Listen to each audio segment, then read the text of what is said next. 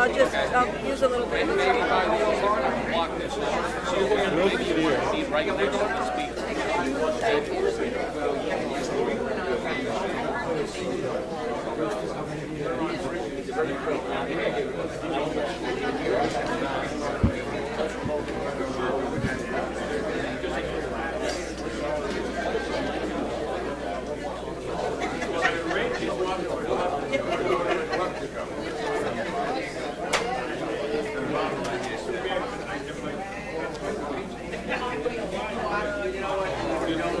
Site plan is a vacation.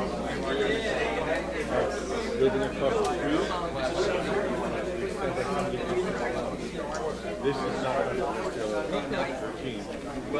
So it's just that. No BTR, no, just that.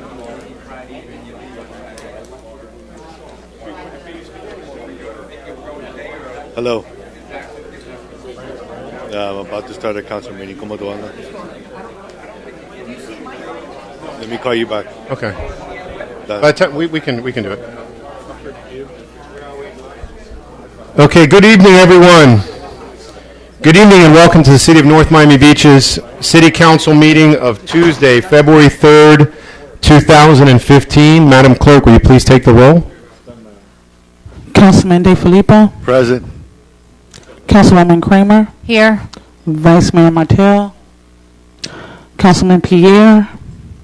Councilwoman Smith. Present. Councilwoman Spiegel. I'm here. Mayor Valle. Here. We have quorum. Thank you very much. And now if everyone would please rise for a moment for the invocation and our Pledge of Allegiance. Our invocation this evening will be given by Pastor Nathan Adams of Fulford United Methodist Church. Alrighty. Pastor, welcome. Thank you all. Let us pray. O gracious one, we gather tonight as we do each council meeting, thankful for another opportunity to be together, to celebrate the achievements of some, to tackle tough issues together, to make North Miami Beach the best city it can be for all of its residents and friends. We come tonight giving thanks for the clear blue skies, cooler temperatures, and beautiful water that so many of our friends and family members around the country only long to enjoy. Some of us come tonight with heavy hearts, having said goodbye to a loved one or friend earlier today. Others of us come tonight excited after an exhilarating day, perhaps receiving good news, or maybe after enjoying a day out in the city with loved ones. Still, others of us come tonight after having simply just another day at the office or at school. Regardless of what today has brought so far, we are here, and we know that you are as well. So thank you. Help each of us now to turn our attention on what is good for all of us, not simply what will benefit ourselves or specific neighborhood or just the people who look and think like us. Instead, help us to focus on what will make life better for all of us that call North Miami Beach our home, our place of business, our place of worship, our place of education. We confess that this isn't easy. We are programmed from a young age to think first of ourselves, but we also know that with your help and by being intentional, we indeed can work together for a better tomorrow for everyone. So help us to do exactly that tonight and every day moving forward. With humility, we lift up this prayer to you, trusting that you hear it and that you'll answer us. Together we say, Amen. Amen. I pledge allegiance to the flag of the United States of America and to the republic for which it stands, one nation, under God, indivisible, with liberty and justice for all.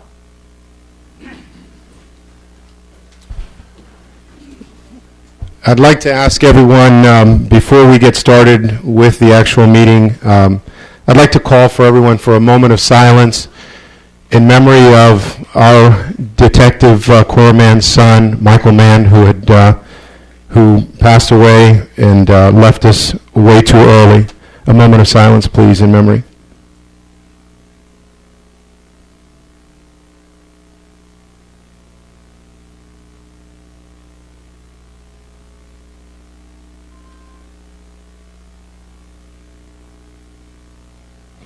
Thank you. And I want to express to the entire Mann family that our condolences, certainly on behalf of everyone in this city. This is not an easy thing, and we know that your abiding faith in God will help you get through this, and we certainly, our hearts, our thoughts, our prayers are with the entire family. Okay, Madam Clerk, do we have any requests for changes to tonight's agenda? No, sir, Mr. Mayor. Okay. We'll go ahead and begin with our presentations, which I'm going to... Okay, so I want to go ahead and turn the floor over to Councilwoman Spiegel for a business recognition of Big Apple Deli.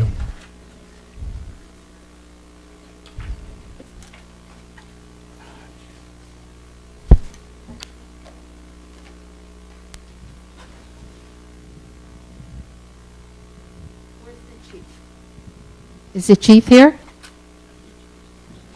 Not yet. Okay. Here he comes. We're looking for the chief and our elves who help with the Shop with the Cop. Any of our police officers who want to come join us who shopped with our kids. And Mike, if you'd come down, come up.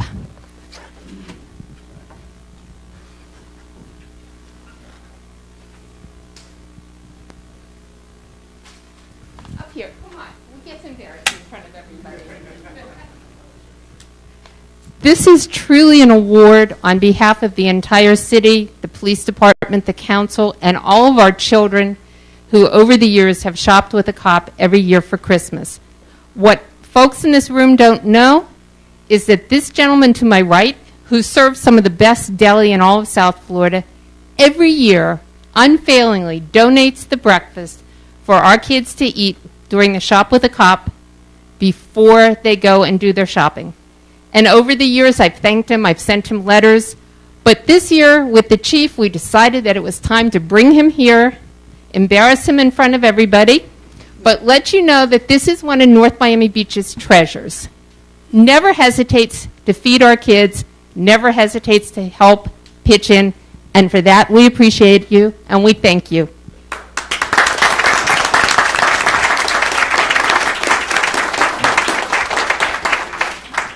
This is such a wonderful event we're involved in each year, and we certainly couldn't do it without your help. And we thank you very much, and I thank you for a lot of the great sandwiches I've had in your restaurant. So thank you so much. Councilwoman, what's the address of Big Apple? Well, I just want to thank the mayor and the entire city council, everybody here, and North Miami Beach Police Department. They've been great to me over the years, and it's a very worthy cause, and anytime the city needs something, I'm definitely there for you. So thank you for this.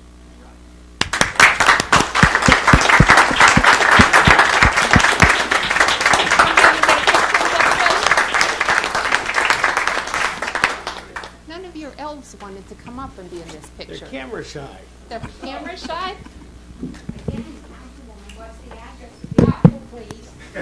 What's 14432 Biscayne Boulevard. And it is absolutely some of the best deli you're ever going to eat.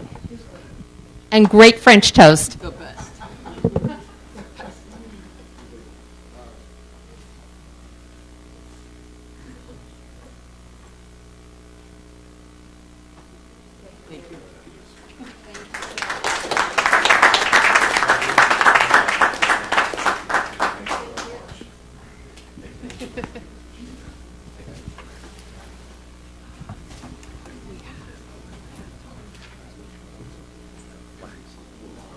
Get some.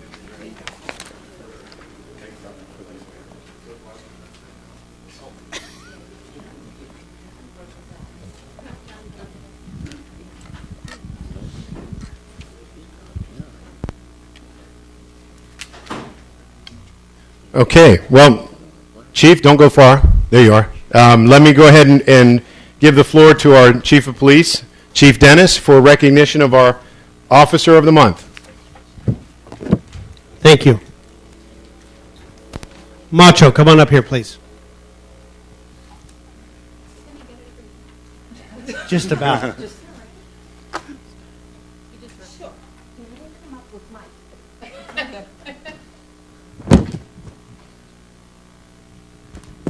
It's with great pleasure we take an opportunity to highlight some of the great things that our officers do day in and day out. And many times you'll see that same officer pop up doing regular things, just For him, it's regular. Everywhere else, it would be just great, great work. I'm going to share with you just a couple of things that he has done. This got him nominated as our November Officer of the Month, which also resulted in him receiving the Dade County Chiefs of Police Award for January at the January dinner for the December 2014 award. And this talks about, everybody knows that I love to catch burglars. It's my favorite thing for the guys to get out there and do. I feel that they cause so much damage to homes and to the victims of the burglaries. So we put out a burglary detail, and I'll paraphrase this as best I can. On October 6, 2014, Detective Camacho was working a residential burglary detail in the Fleeman Heights area. While conducting surveillance, he observed two males who were driving around the vehicle in the residential area. The subjects appeared to be casing the area, and they drove their vehicle around the same area several times. Subjects then drove through the rear alley and parked. Both subjects exited the vehicle. One was carrying a backpack. Camacho was able to watch as the subjects illegally entered a fenced yard of a home that was listed for sale. The subjects then illegally made forced entry into the house. The realtor was attempting to show the house to a client at the same time the subjects were breaking into the house. So you're breaking into real estate now. Upon exiting the house, a perimeter had already been established by Detective Camacho. Both subjects attempted to flee from the officers, then hide in nearby yards. The responding units were able to take the subjects into custody. Then the very next day, on October 7th, officers were dispatched to another residential burglary in the area of Northeast 9th Avenue and 160th Terrace. Detective Camacho quickly observed several subjects running from the area where the burglary was committed. A perimeter was established, and through the help with many of the other officers involved in the squad and our canine officers, we were able to take and apprehend that burglary subject. Then on October 14th, Detective Camacho was once again conducting an active surveillance in the Sunray West neighborhood. Detective Camacho observed a subject who was walking around and casing the area. He saw the subject enter a locked fence of a residence in the 1900 block of 183rd Street. The subject placed tape on the window of one of the bedroom windows and smashed the window using a tool. A perimeter was quickly established, and the subject was apprehended by multiple officers. Further investigation revealed that the subject was a career criminal and was a fugitive from Mississippi. Detective Camacho and the officers that assisted with the apprehension, along with the two other arrest situations, deserved a commendation for the dedication, excellence in policing efforts, and commitment to removing the criminal element from the neighborhoods of North Miami Beach.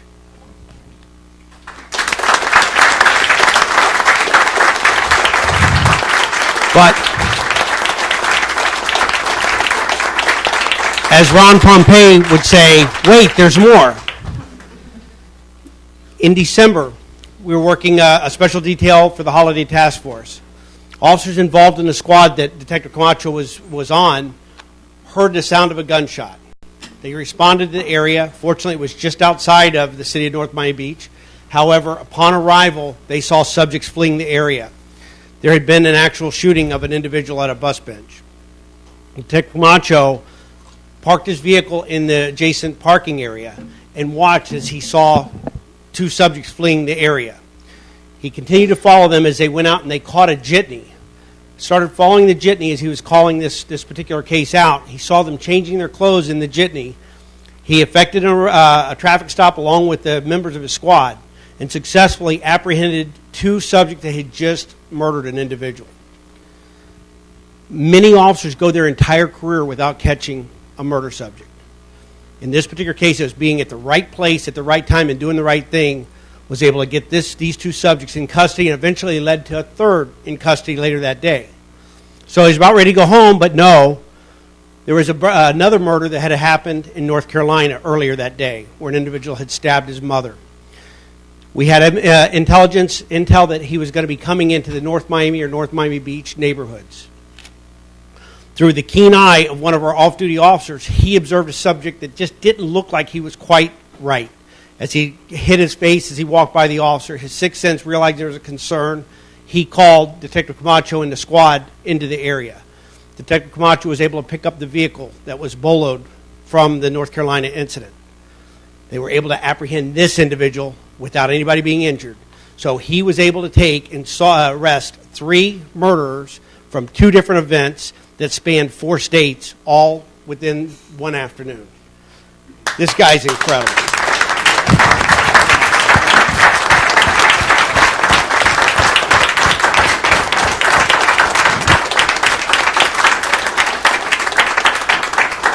Thank you for making our streets so much safer. And he's shy.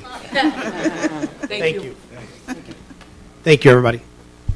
Thank you so much, Detective Camacho, on behalf of all the residents of this city for all the outstanding work that you do, and it's unbelievable.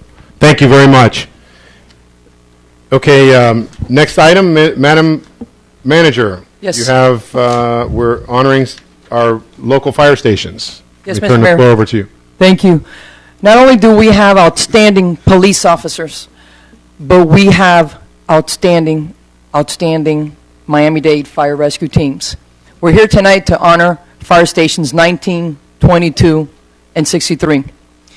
And I want to briefly just tell you why. On December 26, 2014, Miami-Dade rescue teams responded to a motor vehicle accident on Northeast 163rd Street and 27th Avenue. The driver of a Dodge Viper lost control of the wheel, crashed into a tree, and knocked down a few power lines. Miami-Dade Rescue 63 of the Eastern Shore Station was the first on the scene to provide advanced life support. Quickly realizing the driver was trapped inside the vehicle, Ladder 22 and Aerial 19 arrived and began the rescue process. The level of difficulty to free the trapped victim required additional personnel. The rescue crew coordinated with Jackson Trauma and sent 2 surgeons to the scene of the accident to perform surgery on the trapped victim. After 4 hours, the driver was taken to the hospital. The firefighters' rapid intervention, professionalism, and dedication helped save the man's life. It is for that reason that we honor them and their respective stations tonight. And thank you so much, and please join us.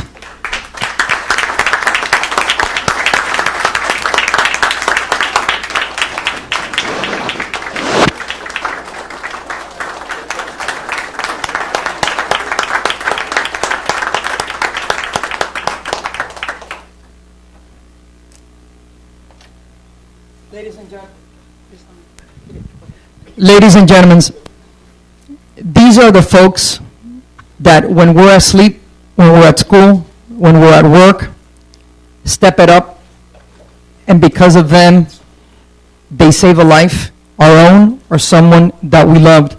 And these are our everyday heroes right here. Hometown Hero Station 19. Thank you so much. Hometown Hero, Station 78, Rescue 63.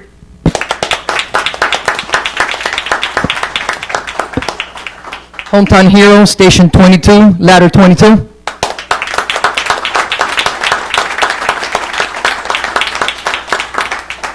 There are no words, and I'm sure our mayor and council concur, there are no words that we could say to thank these men and women for what they do each and every day for us, and they do it with honor and integrity, and we're so glad that you guys are an extension of our team.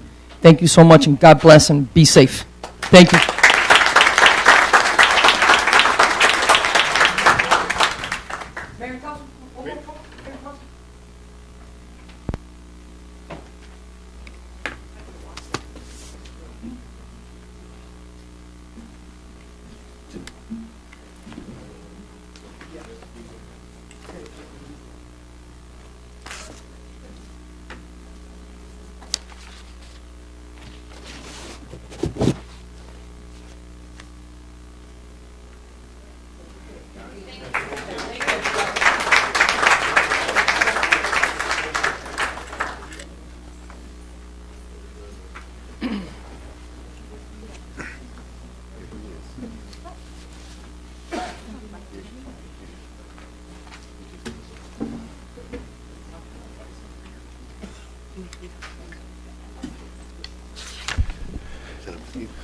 Thank you, MDFR. Keep up the good work, guys. Thank you. Okay, Madam Clerk, let's go ahead and open up the floor for public comment. Anyone that wishes to address the council? The mayor and council have of the City of North Miami Beach have opened the meeting for public comment at this time. There is a 3-minute time limit for each speaker during public comment or for testimony during public hearings. Speakers will be called to the podium. Please state your name and address and/or the name and address of the organization in which you are representing. During public hearing items, please speak only on the subject matter that is before council. The Mayor and Council of the City of North Miami Beach recognize the importance of civility. The City of North Miami Beach requests all in attendance to exercise civility towards each other. First speaker, Chuck Asarno, then Roland Valou, and then Carmen Kenzel.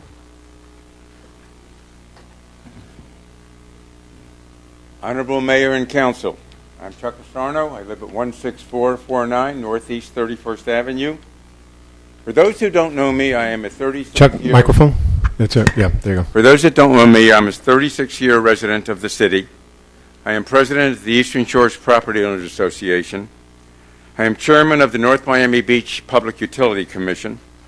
I am a graduate of the North Miami Beach Police Department Citizens Academy and a police volunteer. I'm a graduate of the FBI Miami Citizens Academy and a member of their board of directors of the Alumni Association. I'm a graduate of the DEA Citizens Academy, and I'm a member of the Miami-Dade Community Emergency Response Team. However, tonight, I am speaking to you as a concerned citizen of North Miami Beach. As vice chairman of the defunct Charter Review Committee, I, as well as many others, wasted significant time and energy on that committee because an individual was appointed to that committee who did not meet the residential requirements to serve. This happened because the city, in good faith, accepted a statement of residency and did little else to determine whether that individual actually lived in the city and was qualified to serve. Now, with the council elections upcoming, and in the interest of ensuring that all candidates for council are qualified to run for office and hold a seat, I am suggesting that the council instruct the city clerk, who is our election official, to take additional measures than those taken in the past to determine whether a candidate is qualified to run for office. I understand that each candidate must sign a loyalty oath for candidates for public office, which stipulates, among other things, that the candidate is a bona fide resident of North Miami Beach and the address shown on their form is their, in quotes, permanent fixed place of domicile to the exclusion of others, end quote. And that they, quote, intend to remain permanently a bona fide resident of the city during their entire term of office for which they are a candidate, end quote. Also, our charter and ordinance require that they have, quote, continuously resided in North Miami Beach for at least 1 full year, end quote. That means that they would have had to establish their residency by Friday, March 28th, 2014. It is not for me to tell the city what they should do to ensure that a candidate meets the qualifications, but a few common sense things come to mind. If the candidate is a homeowner, verify that they had a homestead exemption for 2014 and have one for 2015 at the address of their North Miami Beach domicile. If they rent, secure a copy of their lease. Checking the voter registration address of the candidate should be easy. If the candidate is a professional of any kind, check with the governmental agency who oversees that professional activity to see what address they have listed. If necessary, have our police department do a background check on the individual, and there are many internet sites such as beingverified.com in which you can do a lot of checking on where people have been and where they come from. I believe that the past history warrants our city clerk conduct a more intensive scrutiny of all candidates to ensure that only candidates who meet the requirement are on the ballot. The clerk reports to the council That is why I'm bringing this matter before you. I hope you will take this matter as seriously as I and many others have taken. Thank you. Thank you, Mr. Sarno, and thank you always for all of your dedicated service to the city. Before the next speaker, Mr. Attorney, can you just make a little mental note that when we get to your report, I've got a question about that, okay? About this issue. Thanks. Roland Valou, and then Carmen Kinzel. Mr. Mayor, Speaker, Council people are going to keep 3 hours or later on when they do come up with a new project. They're going to get, Oh, for this, you speak on the specific? Okay, thank you. 3 hours, I said. Okay. 3 hours. We heard. Carmen Kinzel. Madam Clerk, please make a note of that one, too. Yeah, right. No. Good evening. My name is Carmen Michael Kenzel. I live at 1579 Venice Avenue, Fort Walton Beach, Florida, 32547. It's a beautiful city up there. In fact, it's the top 10 in America for the happiest people. So there you go. Everybody's commenting about my tan and stuff. I'm just a happy kind of guy. So, also somebody asked me the other day, what do I want? I had to think about that one. What do I want? Well, I want to wish my fiance happy birthday. Her birthday's today, and she'll be landing in South Korea in about 6 hours. Her mother's bad off, so anybody that does pray, please pray for her. So that's why I'm here. Took a little break, came on down, answer some questions of what I want. Never had that question asked of me. I was always giving kind of person, you know, not that wanting and taking. I'm asking for 20 hours of attorney's fees. I'm asking for marital debt be split in half. That's fair. I'm asking for lots of things. In fact, the total bill that's owed me is over $100,000. Over $100,000. And somebody wants to argue with me about $1,900. Go figure. Go figure. You can be nice to everybody you want to, but there's going to be a few that come back nasty on you, and I understand that too. You just keep praying for them. That's all you can do. But a stop has to be put here. And you'll all find out what's going on later on. I want to be left alone. I want to be able to enjoy my life the way God wants me to do it. Now, I also served Miami-Dade Fire Rescue for 30 years. I did my time. And I enjoyed being on the streets. I enjoyed meeting people. But I only saved people physically for 30 years. Maybe God will give me enough time, maybe another 30 to save them spiritually. We'll see. We'll see. There's also other things that I'd like. If you settle on a house and it's sold within 30 days after you settle and the person makes another 20 grand, I want my cut of that too. I also want my personal items that were taken away from me. And the door's locked illegally. But I walked away from it. I didn't argue. I knew God would give me sevenfold back, which he has. Unbelievable. Unbelievable where I live. It's like Disney World for adults. It's really nice. Haven't got used to the temperature yet. It's like 30 degrees difference than down here. I mean, in the mornings it's 36, 38 degrees, and it may not warm up to 60. So I'm a South Florida boy, and I'm not used to that yet. So we'll see. I'm also going to be leaving the country again, go back down to Panama, and go see my brother before I go, up in New Jersey. And I'll be around for a little bit if you want to all go have lunch or something and talk. I understand it's election time again. Here we go. Just the names get changed. The same old things keep happening, huh?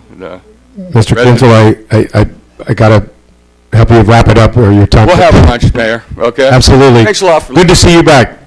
Yeah. Okay. Thank you. Thank you. Mubarak Kazan.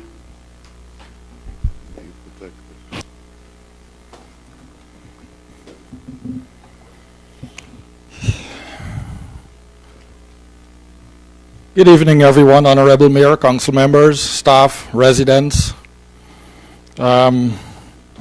Before I forget, I'd like to shout out to a happy birthday to my friend Adele.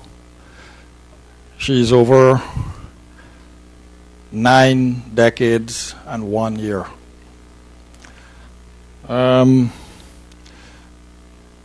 This is Black History Month. Mubarak Azan, 15564 Northeast 12th Avenue, North Miami Beach, Florida. And this North Miami Beach is a beautiful city too. Lovely temperature. Yes, this month is Black History Month. Last month was Dr. Martin Luther King Jr. Day on the 20th, I think, of January. And I looked around the city and they did not have much of a reflection on that. My mother is a black woman. When I ask for these things, it's for her as well too. And I would appreciate that the city do their due diligence in coming forward and at least meet us halfway. We have put a lot into society as well. I did see baby steps when I came into the lobby. And you have up some placards there in honor of the blacks, and that is good. Those are baby steps. Next year, possibly, when is the Doctor's Day, Dr. MLK's Day, I'd like to see a nice 10 by 10 picture out in front there that we can see from the road. I'm not asking for a parade. I'm not asking for a motorcade. I'm just asking for a nice something that guy give us the rights that we can do what we are doing today. Mr. Councilperson, the former Councilperson Philippe DeRose, he's been honored more than a year ago with that 13th Avenue dedicated towards him. The name is still to be put up there. I asked the city manager, I remind her, I would like that to be done at least for this month. Don't let another year come by and it's not done. I know personally when some people, they just left the dais and by the time the next week, things are named after them. What happened to him? I would like us to at least not just say with words that we're a city of diversity. Show it. Don't just talk it. Show it. Step up to the plate. I thank you very much for your time. Thank you, Mr. Kazan. And that was the last speaker, Mr. Mayor. Okay, let's go ahead and we'll move on. We have an appointment to the RAB Board, the Redevelopment Advisory Board. This is to appoint Mr. Oded Dayan to the RAB. Make the motion to appoint. Second. Well, okay. I was going to turn it over to the person whose appointee it is. Give her the first option. Vice Mayor Martel, would you? Okay. So I got a motion and second. All in, on the appointment of Mr. Oded Dayan to the RAB Board. All in favor? Say aye. Aye. Okay. It's unanimous. Well, and let's go ahead and move on to our consent agenda, which is item 8.1 and 8.2. Move to approve. Second. On the consent agenda, item 8.1, 8.2. All in favor, say aye. Aye. Anyone against? No? Okay. Mr. Attorney? 8.1 is a resolution of the Mayor and City Council of the City of North Miami Beach, Florida, authorizing the City Manager to execute an agreement with Micro Security, Inc. to furnish and install a new door security access system for the North Miami Beach Police Department pursuant to RFP number 2014-09 in the amount of $209,867.39. Resolution number 8.2, a resolution of the Mayor and City Council of the City of North Miami Beach, Florida, authorizing the City Manager to negotiate an agreement for professional design services for the Northeast 183rd Street Bike Path Lap project with Atkins North America, Inc., pursuant to request for qualifications number 2015-02. Thank you, Mr. Smith. Let me go ahead and move on to the City Manager's report. Ms. Garcia? Yes, Mr. Mayor. Good evening, Mayor, Vice Mayor, members of the council, residents that are here, and special guests. Last year, we had a very successful legislative session in Tallahassee, where our efforts, the efforts of our mayor and our council, resulted in $359,000 coming into the city with a project that we were able to match with an additional $359,000 for a very, very crucial sewering project in our downtown. This year, we believe that we're going to be even that much more successful. We have 4 projects in the pipeline. We have our historic Fulford Fountain that will be 90 years old next year, and that has gained a lot of momentum from the time that we presented this project last year in last year's session. In addition to our historic Fulford Fountain, who is now on the track through historic preservation, we also have our Northeast 19th Avenue Business District sewering. So this is phase 2 of the dollars that came in last year that we're fighting for up in Tallahassee. In addition to that, we have the Corona Del Mar Business District sewering, another very, very exciting project that keeps us on our path of going from septic to sewer. Last but certainly not least, we have another project in the FERDAP grant, which is the Washington Park Aquatic and Pool Restoration. Every single one of these projects were presented by the mayor and council. I had the honor of going to Tallahassee again this year with Mayor Vallejo, Councilman DeFilippo, Councilwoman Phyllis Smith. Last year, we also have Councilwoman Marlon Martel, Councilwoman Barbara Kramer that attended. And throughout the year, the rest of our council were lobbying to ensure that we get a piece of the Tallahassee pie.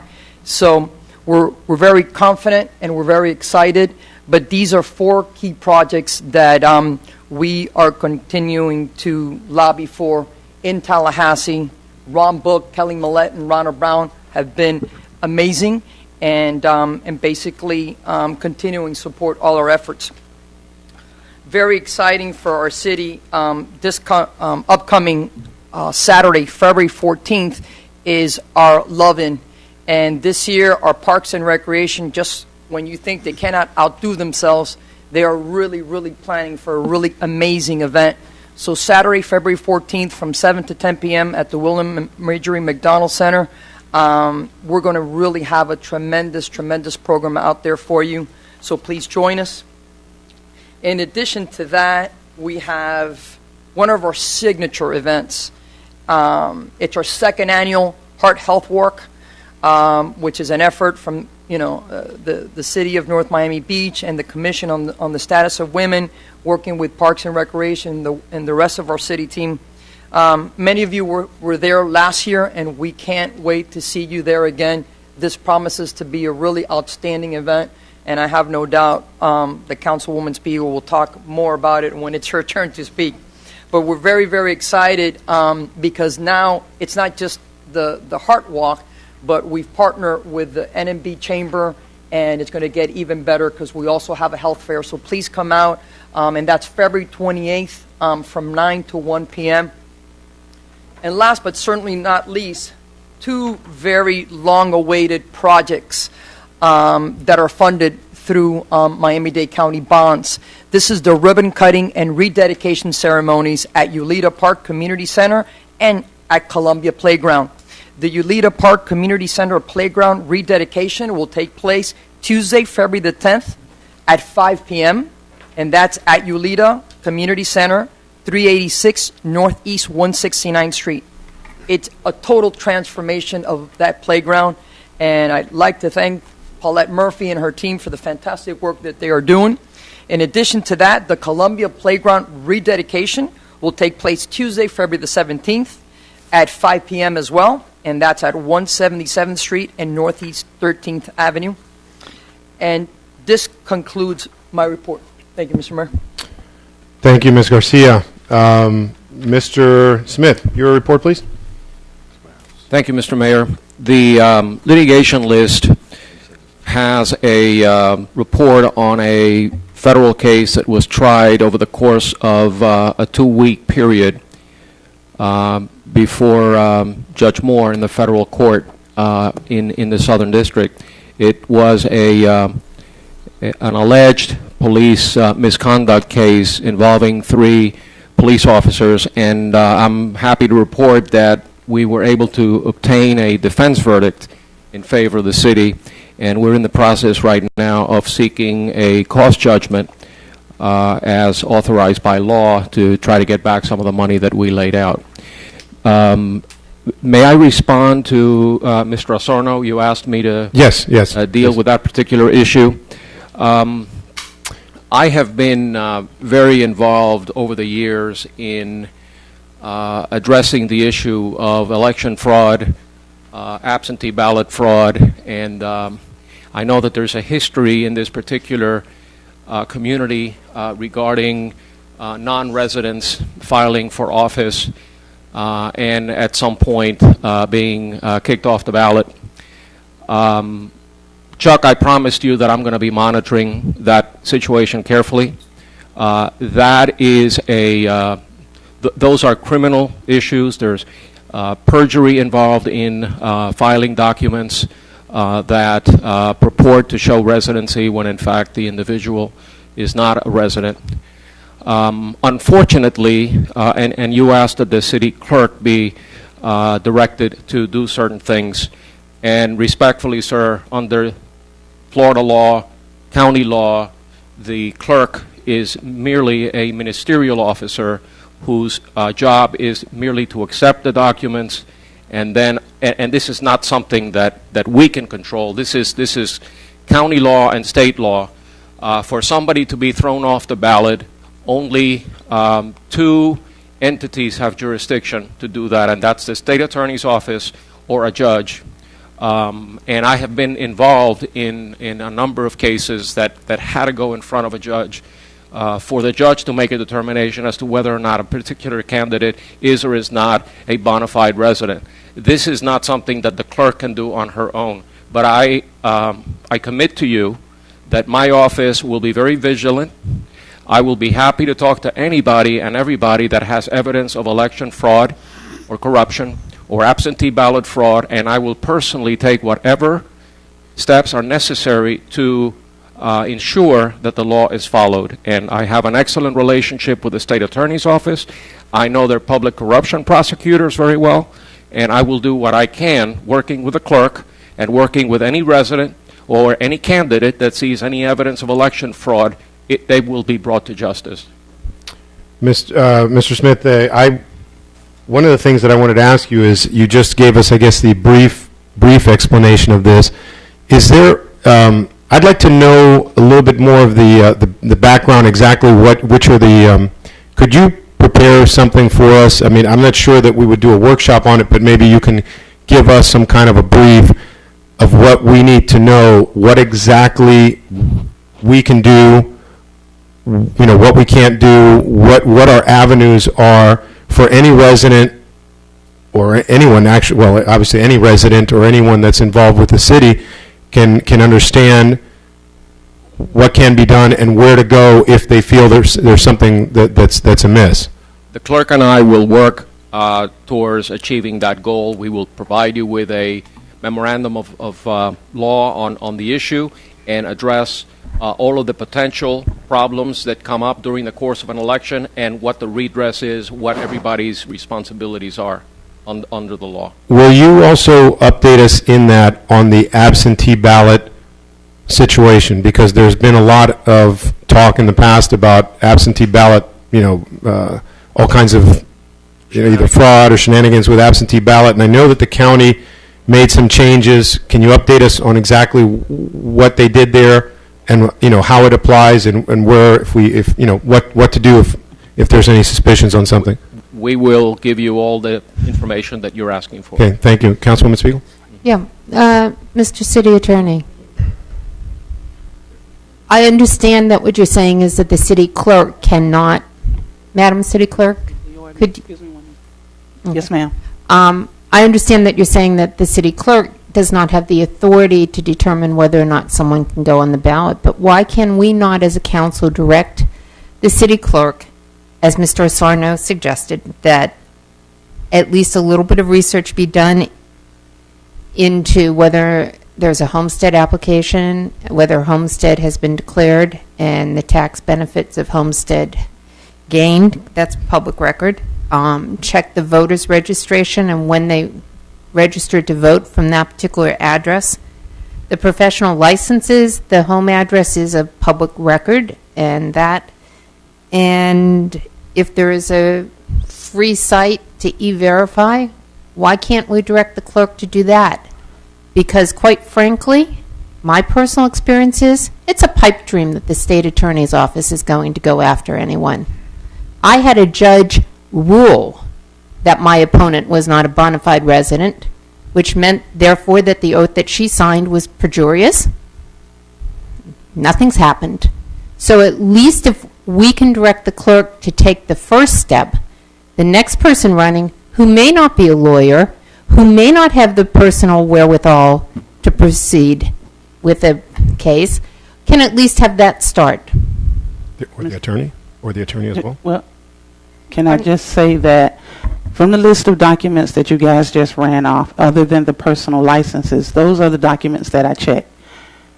When you get into websites, professional licenses. That's what I'm saying. Other than you said personal. I mean professional licenses. Then that's the only one that I don't do, because everybody don't always declare what licenses they may or may not have. E-Verify, the website thing gets to be a little tricky, and I can tell you from personal experience that if you E-Verify me and who lives in my household, other members or names will show up that don't.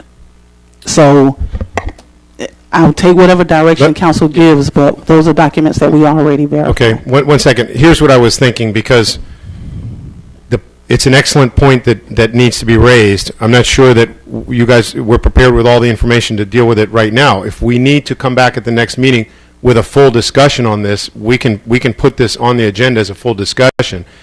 At least I agree with you.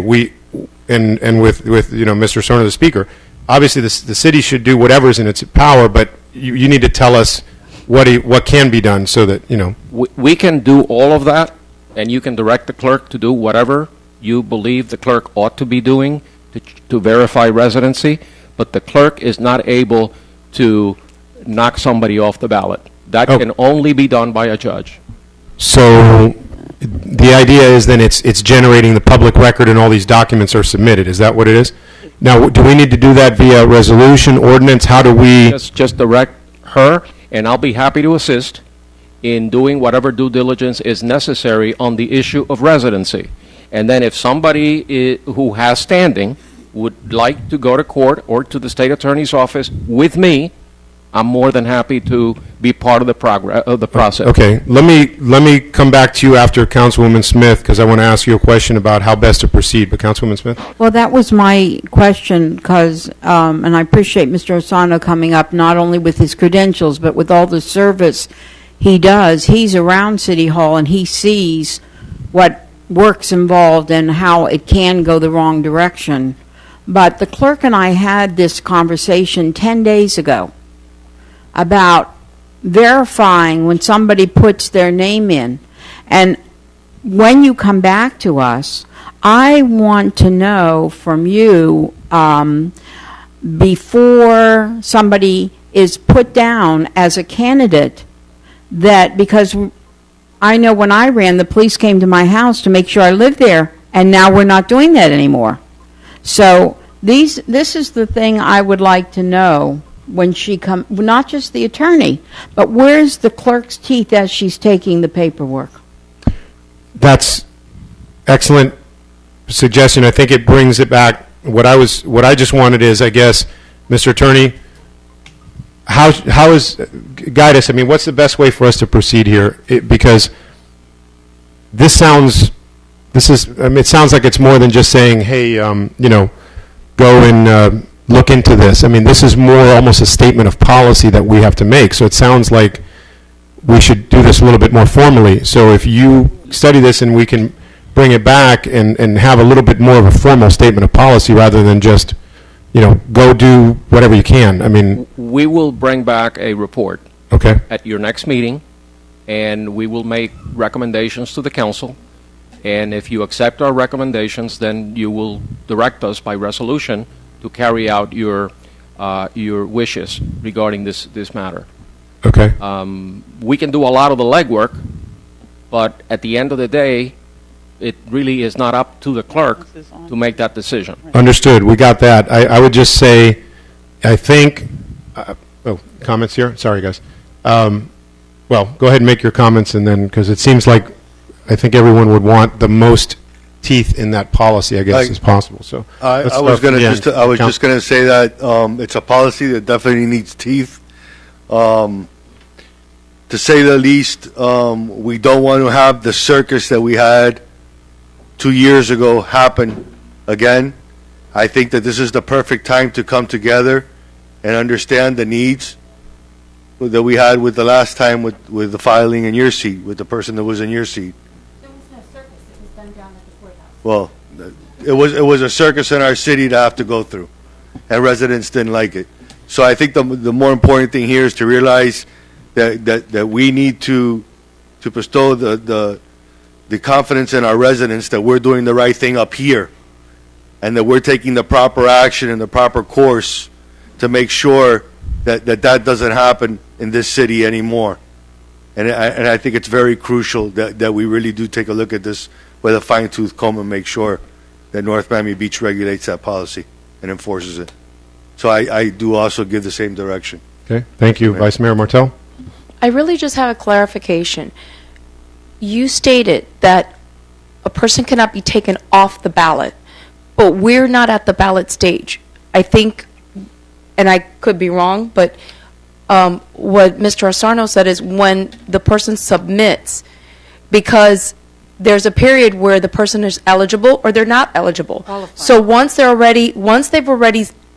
on the ballot, that's already too late. I think what we're trying to prevent is for them to get on the ballot without being eligible.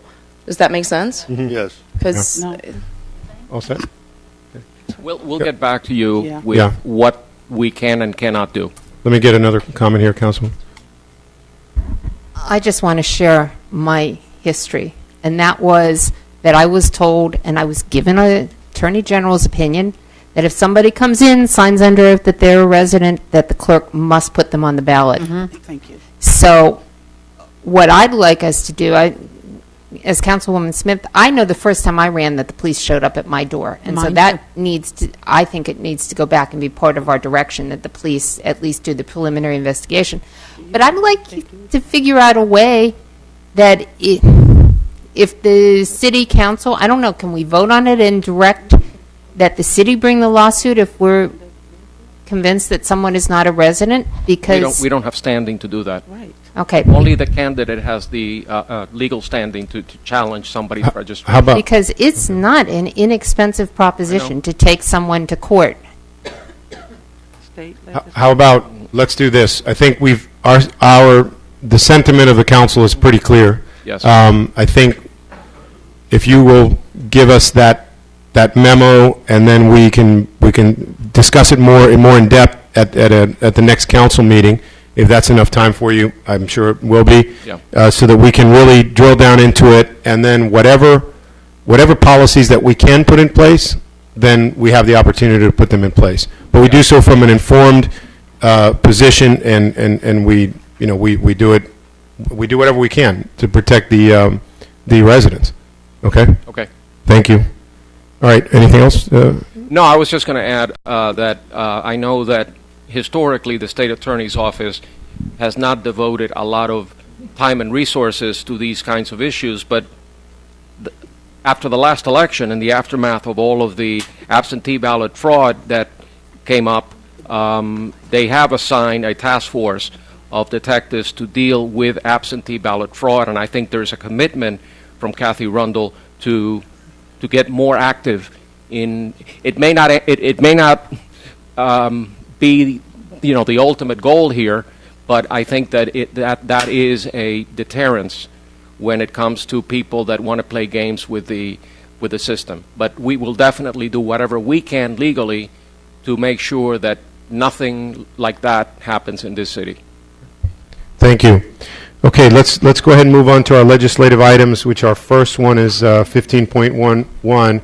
If we could get a resolution to bring it to the floor. Move to introduce resolution item 15. We're going to do it at... Point one. Wait, hold on 1 second, Councilman. Yes. What's it? There is an attorney-client session, and I've got to read... We sidetracked you. Apologies. Yeah, sorry. Just give me 1 second. Before I read what is on the agenda for the executive session, we wanted to bring back to you, the manager and my office, a report on our meeting with the ACLU and the NAACP and other coalition members. You want to give that update now? Yeah, I think that would probably be appropriate, and I'm going to ask Dottie Joseph, my deputy city attorney, to tell you what happened at that meeting. Please.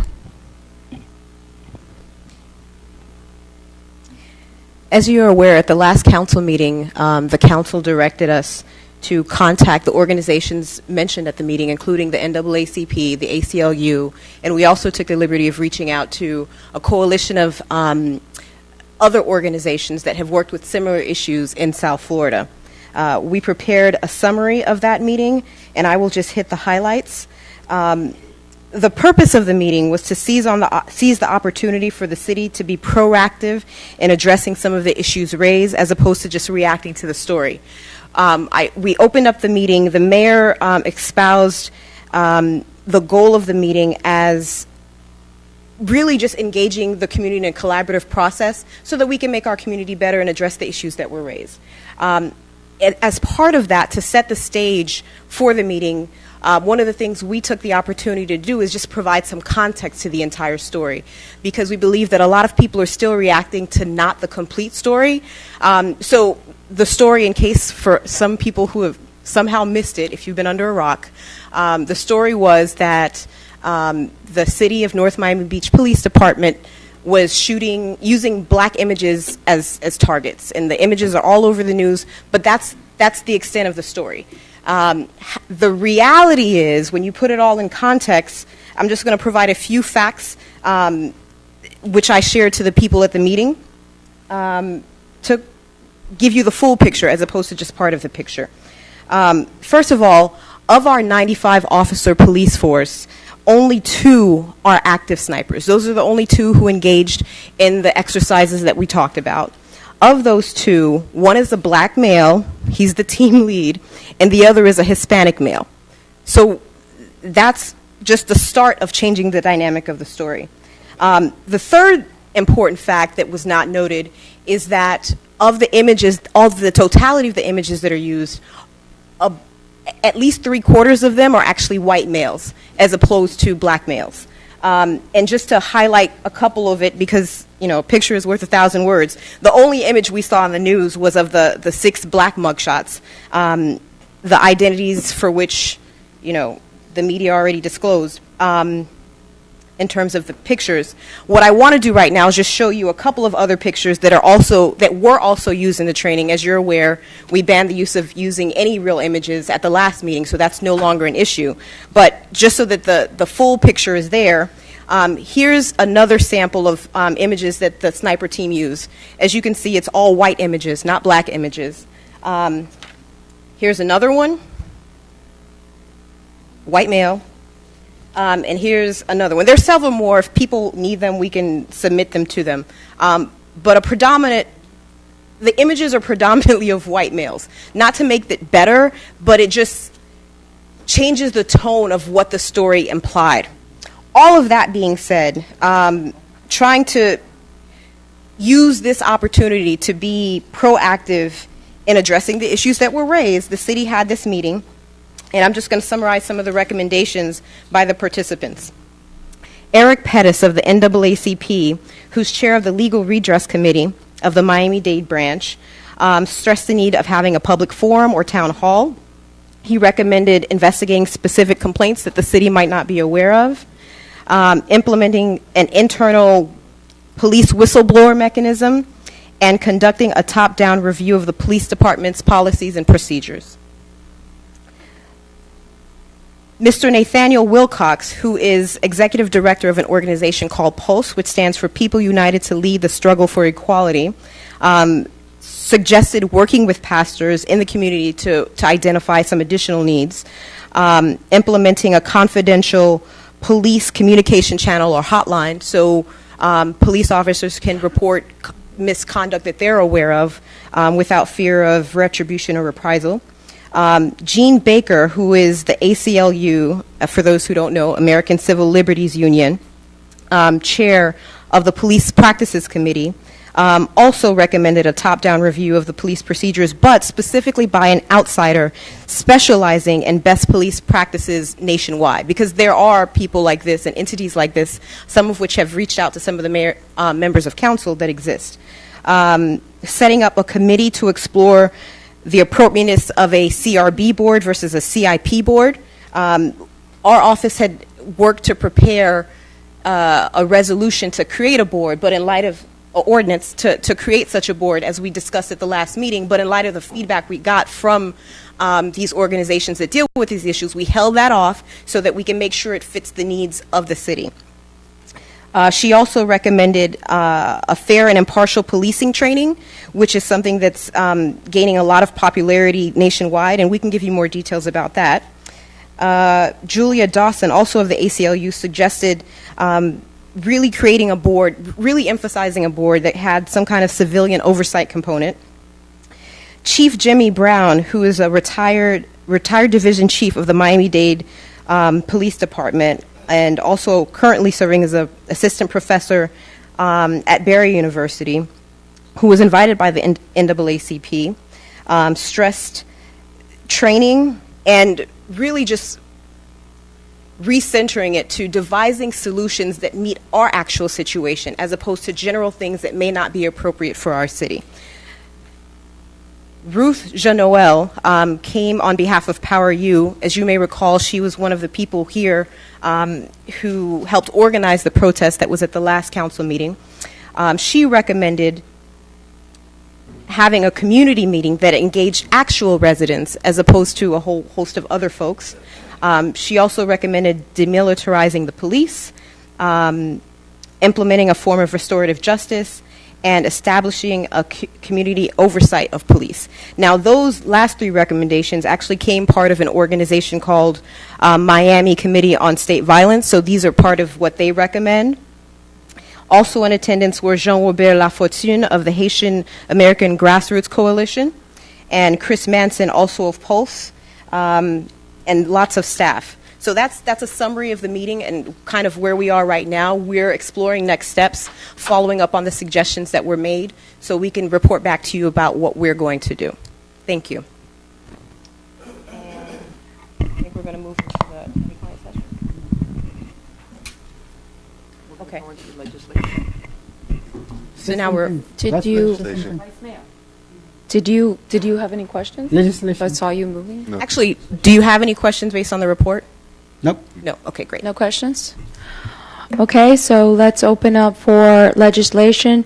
15.1, do I have a motion? Move to introduce item 15.1, resolution 2015-10. Second. Item 15.1, resolution number 2015-10. A resolution of the mayor and city council of the city of North Miami Beach, Florida, granting site plan approval to construct a 60,638 square foot, 5-story mixed-use retail and office building on an assembled 1.1.78 acre lot as proposed on property legally described as all on Block 57-A of Fulford by the Sea section, according to the plat thereof, recorded in Plat Book 8, page 58 of the Public Records of Miami-Dade County, Florida, containing 51,257 square feet, or 1.178 acres, more or less, also known as 1875 Northeast 167th Street, North Miami Beach, Florida. Okay.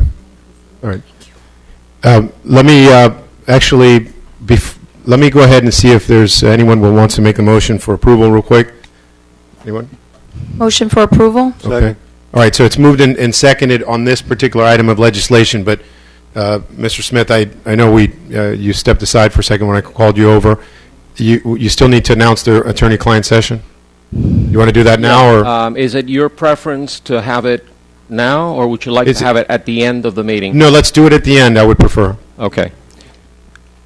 Pursuant to Florida Statute Section 286.011, I, as city attorney, hereby advise the mayor and council that I will be asking for advice concerning the following pending litigation. And it's the case of City of North Miami Beach versus the City of North Miami Beach Police and Firefighters Retirement Committee. And it's case number 2014-032137 in Division 25. A private attorney-client session will be held during a recess later during the course of this meeting at the City Manager's Large Conference Room, 4th floor, City Hall, to discuss settlement negotiations and strategy related to litigation expenditures with regard to the above referenced matter. And you, Mr. Mayor, will announce the commencement of that attorney-client session prior to the recess. Okay, thank you. Mr. Mayor? Yes. I need a Jennings disclosure and to swear in anyone speaking on this item. Okay, let's go ahead and do our Jennings disclosures. You want to go ahead and swear everybody in first, and then we'll do Jennings. If you plan to speak on, give testimony in this item, please stand and raise your right hand. I swear or affirm that the testimony that I'm about to give is the truth, the whole truth, and nothing but the truth, so help me God. And you say, thank you. Okay, let's go ahead and begin our Jennings disclosures. I guess we can start from my right with Councilman DeFilippo. You want to remind everyone of the proper Jennings, disclosures? The Jennings law requires you to identify individuals that you had communications with, whether those communications were in writing or in person or by phone, and also the subject matter of the communication. If you have any emails, documents, you must make those documents part of the record. Okay. Let's go ahead and start. Councilman DeFilippo, we'll go this way. In my Jennings disclosure, I've just said hi to Stanley Price from right here sitting in our room. And that's as far as I've gone. I have not talked about this issue. I have not spoken with anybody in reference to anything pertaining to this issue. So, no, I do not. I have not. Okay, I guess I've spoken to a lot of people on this one. I recall speaking to Mr. Price, is the attorney for the developers. I recall speaking to, and these are all folks who have spoken in support of, in favor of the project and the merits that it would bring to the city. Mr. Price, I believe Mr. Niso Bedalach is the principal, one of the principals now? If I may, Mr. Mayor. Yeah, what? In all due respect, sir, there are two items on the agenda. You've never spoken to me or anyone else, to my knowledge, about the zoning matter. You may have spoken to us about the road closure. This is the site plan approval, right? Yeah, this is the site plan approval. Correct, but we've never discussed the site plan approval. We've Okay. discussed a road. I guess in all the different conversations, this is kind of what it comes to. But this particular site plan was not the subject of the discussion. So, do I need to?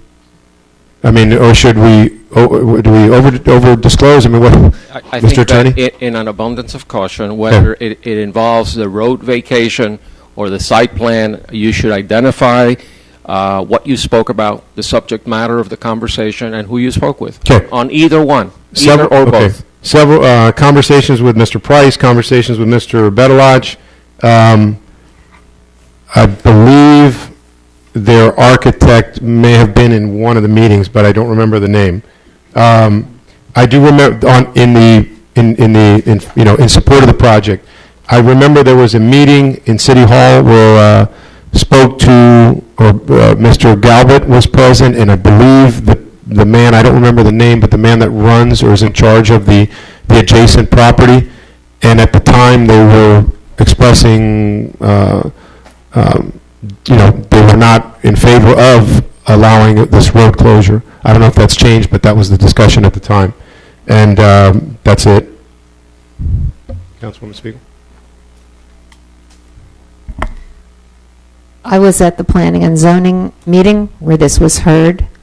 I have discussed it with staff because, and I can't do Mr. Price's nice, neat, because the site plan approval was conditioned upon the vacation of the road.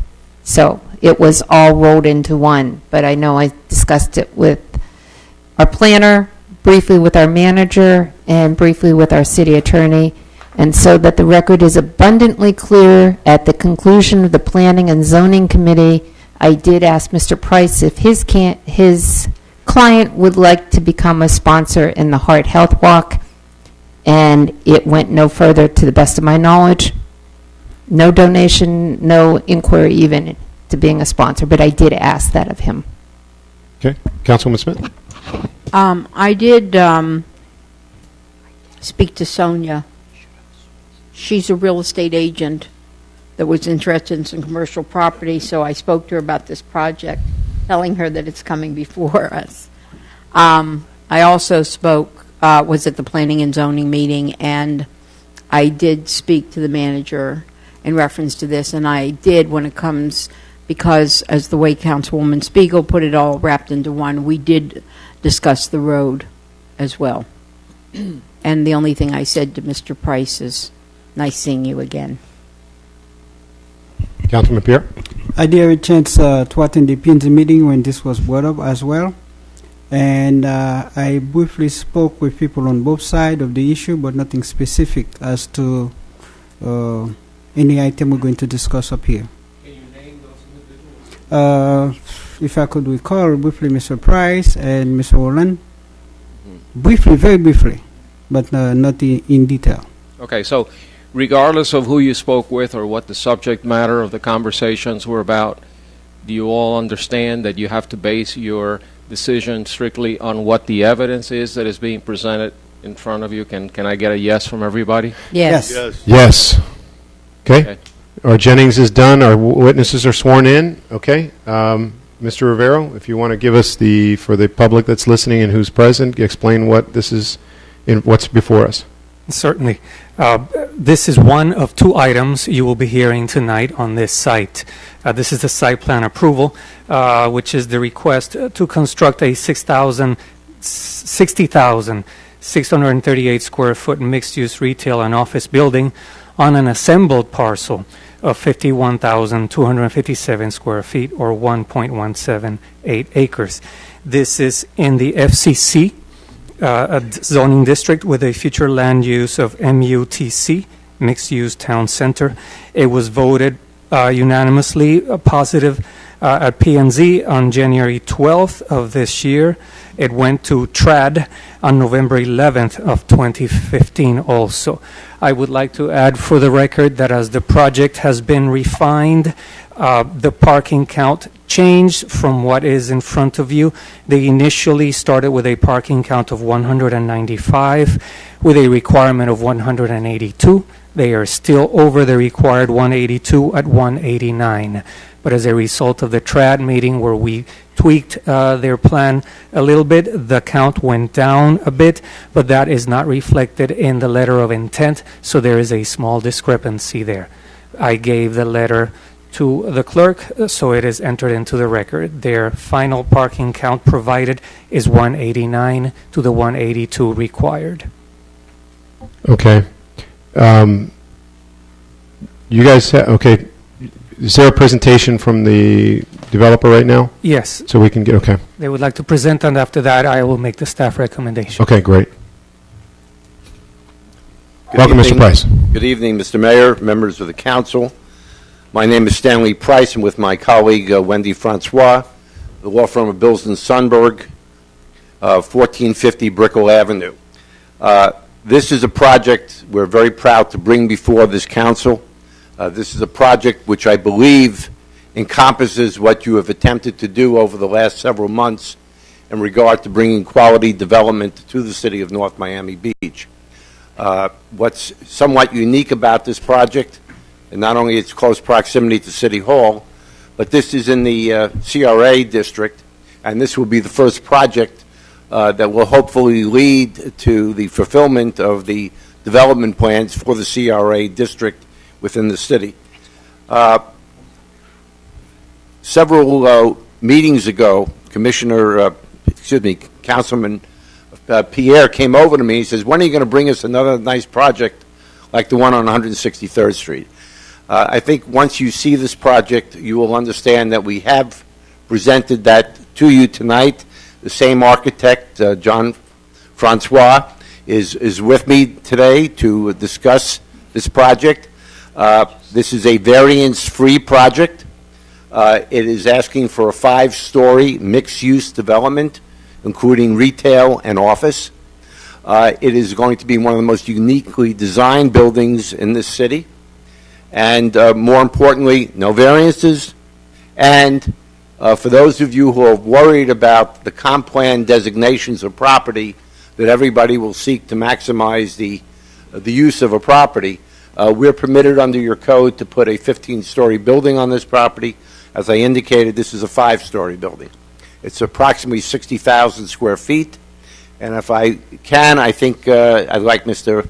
John Francois to show you exactly what this project is. Please do so.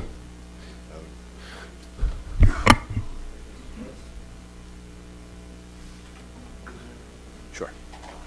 Gorgeous.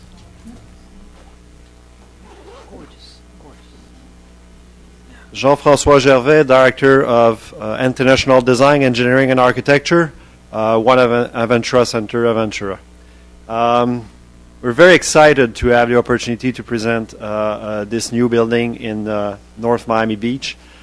We've been working very closely with the developer to develop a very cutting-edge design with the goal to bring a modernity, to bring a new a sense of dynamism in this part of the town.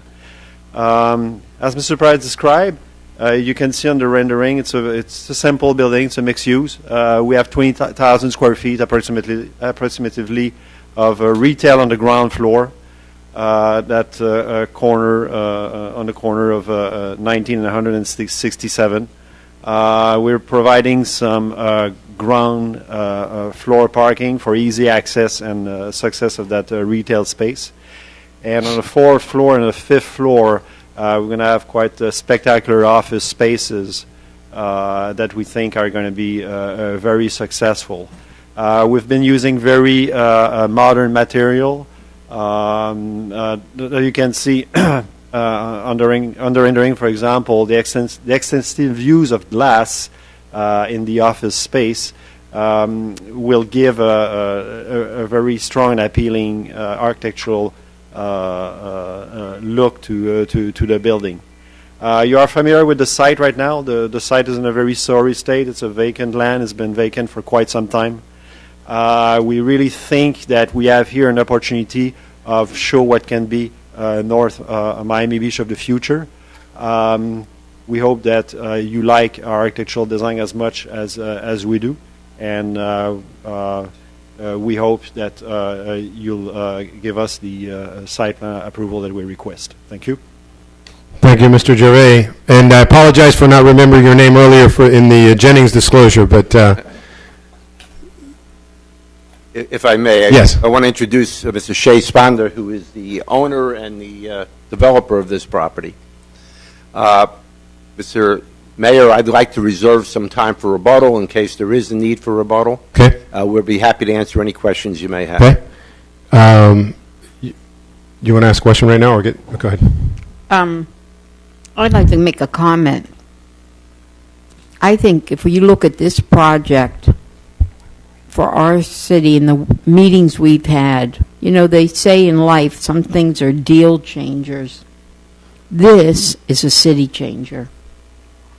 If you look at that and you recognize the location of a stale neighborhood that has nothing, no improvements, for decades. I just think when you look at this project, it's going to be a city changer, and I'm very thrilled that you've brought it forth to North Miami Beach, and I'm excited to support it. Thank you, Mr. Mayor. Okay, hold on. Before we go to council discussion, let me see if there was anything, the staff recommendation, and then we'll get public, and then we'll come to council. Very well. This building is not only an extremely attractive addition to our architecture or to our city. It not only improves, the level of our architecture, but it greatly improves the streetscape. As you can see, it does all kinds of improvements to the sidewalk and the parking. Also, the intent of the Fulford City Center District, which is to enable development that contributes to the creation of a traditional town center and the formation of a quality pedestrian-oriented mixed-use district. This project answers that to a T. For those reasons, we recommend approval of this project with the conditions listed on your staff report. Okay, thank you very much.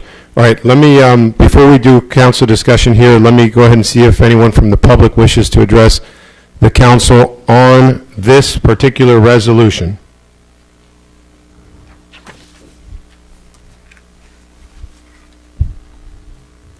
Good evening.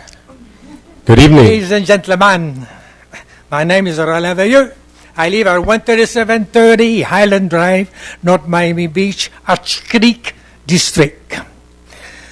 I won't be 3 hours, I'll be just a couple minutes. The only thing is I cannot add more than my nephew been talking about, 35 years old nephew. I just met him a couple weeks ago. I did not know that I have a nephew here. But nice meeting you. Anyway, you can ask for any better, especially at this place over there, and that will be great. And I know, Mr. Mayor, Dan, you've been wanting that thing there for 200 years ago. But now this is the time for you to vote for it, and I know you got 7 votes and 3 of mine, me, myself, and I. That make 10 votes. Then I thank you very much for voting for this project. It's beautiful, and I call it my New Year's baby, and I hope there going to be more baby coming up in the city. Thank you very much. Thank you, Mr. Veilleux. Beautiful baby. Anyone else from the public? I see 1, 2. Okay.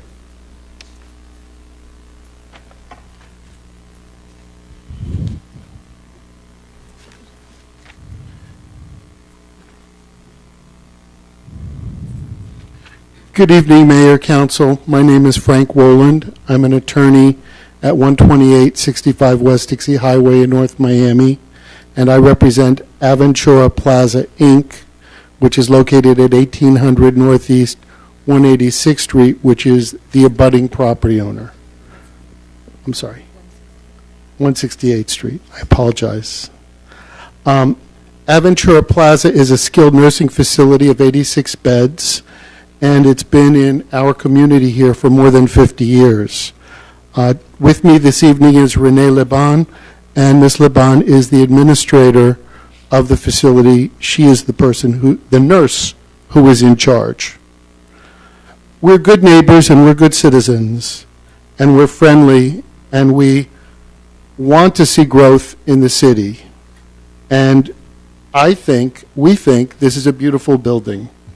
We are just concerned about one small aspect of tonight's discussion, and that is the concern about vacating the road, because frankly, vacating the road will severely impact our facility in terms of access. Because of our concerns, we would like you to please continue tonight's item, or items I should say, and maybe possibly refer them back to the planning board. We have substantive and procedural concerns, and I must apologize because frankly we did not receive notice, and I apologize to Mr. Price for not calling him before today, and to your city attorney for not sharing my concerns with him. However, I was only hired yesterday, and that's because my client, the actual management, only found out about the details of this proposal and the vacation a number of days ago. We did not receive certified mail.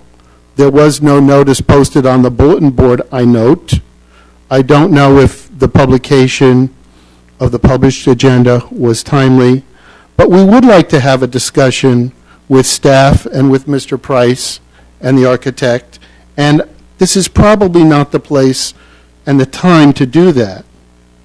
Procedurally, the staff's analysis, which is dated today, says that before the developer purchased the site, the city and the developer agreed to vacate the right-of-way. That is what the staff report says. And I'm a little troubled by that statement because it feels like there was a deal that was made and we're just here tonight to consummate it. And if this is a true quasi-judicial meeting where there are standards and a discussion of the issues, that's good, but frankly, we would have preferred to discuss the issues, and I think it is best to discuss the issues at the planning board or with city staff and the developer. And it's not a discussion that will take that long. But we are concerned that the city has essentially agreed to trade a street for some new development. It's a good development, it's a nice development.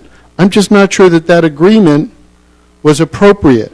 So I would like to have a discussion about the standards and about the city's code, which I'm concerned might be a little vague on those issues. Again, I would prefer to sit down with staff and the developer with my clients. I'd like to talk about our concerns. I'm asking you to continue the meeting. Because I'm here, because we're on the record, I have to make a couple of points. I'll make them as quickly as I can. And I need, unless you want to, someone wants to move to table or continue it, then I'll proceed with my presentation, which will include questions of your principal planner, as well as questions of my client and the manager. Please continue, Mr. Whelan, with your questions. Thank you, Mayor.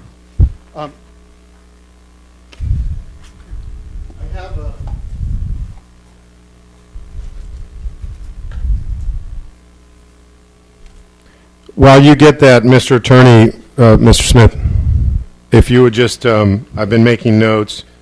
I'm going to want, I guess when Mr. Whelan finishes, before we get into the rebuttal and any other staff input, I'm going to want answers, definitive answers about these, the comments made about procedural deficiencies or whatever. So, okay?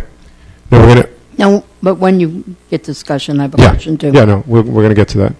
Okay. Okay. Go ahead. And excuse me, I'll speak up. Here you are. We have a microphone here you can use, the handheld. Because otherwise our residents watching won't be able to hear it. Thank you. Very simple. We have two access points. One access point is right here. You're blocking the camera. I'm sorry. And I apologize for giving my No problem, Frank. One access point is right here, and this will not be affected. But from this point going east, everything is affected. The entire roadway is closed. So that what happens is this access point is completely blocked. It doesn't exist anymore. As it presently works, ambulances who drop off patients or pick up patients to go to the hospital come in and out of these two access points. So they freely circulate in and out with no difficulty at all right to the front. Trucks that come in to make deliveries, 18-wheelers which deliver food and supplies, come in this access point. They unload here, and they exit through a locked gate here. This is only an exit. It's not an access. So the only access that exists is these 2 points. If you block this point, an ambulance has nowhere to go except to go around and out the back. If there's a truck here unloading, they don't make it out the back. They're stuck trying to turn around someplace, and it doesn't work.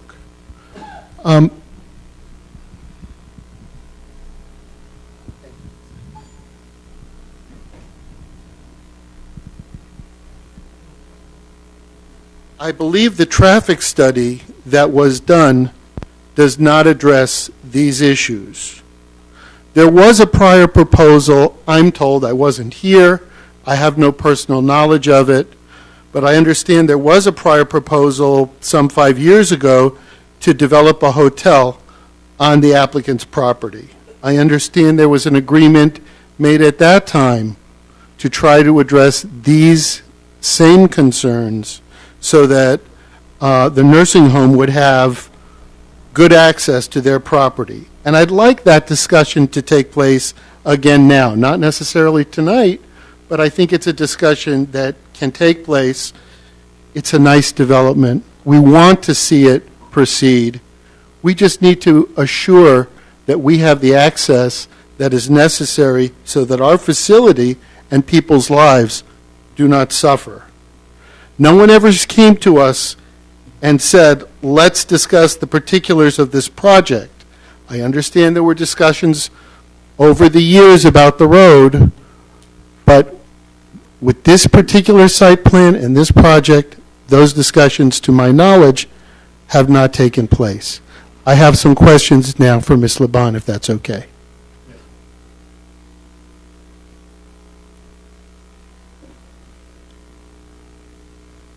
Ms. Laban, what is your name and your work address, please?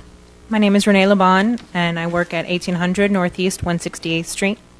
And what is your position? I'm the administrator. When did you learn of the proposal to vacate the street? This morning. How would the closure affect the nursing facility? Well, as was previously explained, my greatest concern being the administrator and being a nurse is the safety of my residents. We do run a 4-story skilled nursing facility that's been in business for over 50 years, serving the frail elderly of this community. And I think we do a very good job of that, and I'm here to defend them and advocate for them. My concern is with the closure of one of the entrances that we are going to have a traffic situation with the ambulances. And as a nurse, I know seconds matter. These are elderly patients. Very often we have residents that have strokes, that have heart attacks, that have respiratory distress, and every second that passes before they can get to the hospital could be a second between life and death. Ma'am, could you show the council and the staff, as it is now, where an ambulance would come in and then leave? So, like I said, these are two entrances. They come in here or here. There's a circular driveway right here that goes right up to the front entrance. They come in, they go up the circular driveway, and then they come out here, or vice versa, depending where they're coming from. The issue here is that our semis that, we have big purveyors that come, we have a full kitchen that supplies for our 86 residents plus our over 150 staff on a daily basis. So we get those deliveries at least twice a week for food. And Central Supply, all of our nursing kits come in this way as well, come in through this entrance, park here, unload through the back, and then come out of a gate around here.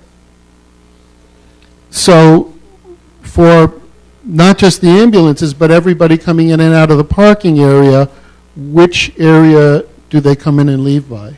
This is the most frequently used gate, and in fact, in after hours, we close this one and we leave this one open. And which gate would be blocked by the closing of the street? The same gate? Okay. Thank you. I have just a couple more questions. Are you aware of the facility receiving any kind of certified mail or notice about the meeting before the Planning Commission? No, I didn't receive anything. And if the facility had received a notice, would you have attended? Absolutely. And would you have met with the city staff to make them aware of your concerns? Absolutely. Okay.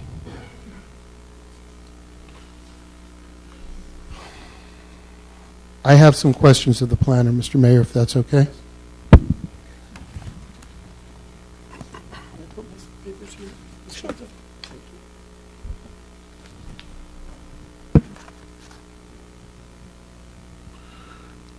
Good evening, Mr. Rivero. Hello. Sir, In your analysis that you prepared for the city manager, for the mayor and city council of tonight, in your background analysis it says, prior to purchasing the site, comma, the developers approached the city with a project that would need the available right-of-way to the northeast of the site. At the time, the city agreed with the developer's request. Familiar with that? Yes. Were you a party to that agreement? Is it fair to say I don't remember? I know But that it was that's- communicated to me at some point. I'm sorry, what was the agreement again? What? Okay, so the question was, Yeah, thank you, if you could repeat.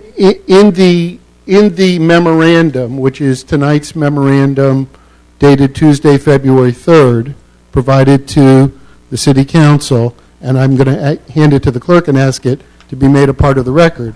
But in the memorandum it says, and I'm quoting, I'm reading from it, it says, background analysis. Prior to purchasing the site, the developers approached the city with a project that would need the available right-of-way to the northeast of the site, period. At the time, the city agreed with the developer's request and has since formalized its resolution through item 14-018A in order to encourage development in the area. That's a verbatim statement of the letter. So my question to the planning director was about the agreement. And I want to answer. the agreement I'm talking about is what I want to know about, and it's the agreement which says here, at the time the city agreed with the developer's request. So I assume that if the city agreed, there was an agreement. Okay. May I? So that's the agreement, and I'd like actually the planner to answer the question, Okay. or to tell me that he can't because he doesn't know anything about it. I do know about it. As with any project, any developer will come in for an informal pre-application meeting where they pitch their project and they say this project can be this. Is it allowed in the zoning district? What are my setbacks? What are my and so we have an informal pre-application meeting. At the time, the developer mentioned that in order to maximize the potential of this site, they would want to request the south half of the right-of-way, as the north half had already been vacated in favor of the nursing home, and they have the right to apply for the vacation of the south half in their favor, just as it was vacated on the north half in your favor. I brought up the conversation or the request or the application meeting to my director and to the city manager's office. I believe there was a few more meetings from that. Mr. Galbert came to one of the meetings. I believe he was in opposition. We weighted all issues and aspects, and we decided that, or was I there at the moment when he was told yes? And probably not, I don't remember that. But we decided that we would vacate the south half of the right-of-way in favor of this project, just as the north half of the right-of-way has been vacated in favor of your site. And at the time, when you say we decided, who was it that made that actual decision? Was that the manager's decision? Was it the mayor's decision? Well, it's a recommendation that we're making tonight. No one has decided anything. Ma'am, I wasn't asking you, I was asking the planner. Well, you know what? He works for me. Well, I'll be happy to ask you questions next. Can you repeat the question, please? Sure. Sorry. Who made the decision? Was it the decision of the manager? Was it the decision of the mayor? You say we I decided. I Who is certainly made the we? recommendation. Let me do this, Mr. Whelan, 1 second. You've answered the question, right? I'm sorry, Mr. Price, what? I have an objection. How does he define an agreement? There is no agreement whatsoever. I will let our attorney, I guess, give us any guidance on that one. The guidance that I will give you is that Mr. Whelan is playing with the word agreement. Right. There is no written agreement. The witness just told you that that was his recommendation. Okay, well, that's my question. Okay. And thank you, Mr. Smith, for saying there is no written agreement, but until you said it, I didn't know if there was or there wasn't. Now we So can I'm move on. asking. Now we can move on. And I understand that. Okay. The agreement, when you say you decided, I recommended. and you recommended to the manager? My manager, my director, subsequently to the Planning and Zoning Board, after it had been advertised in through various means on the newspaper. There are 3 large signs on the property facing each one of the rights-of-way. There was also 2 mailings sent out. That's not, he didn't ask you that, so you've answered his question. In your recommendation, and I'll ask the memorandum to be Exhibit 1, if we could, Madam City Clerk. In your recommendation to the council, and I assume it was your recommendation to the Planning and Zoning Board, you say that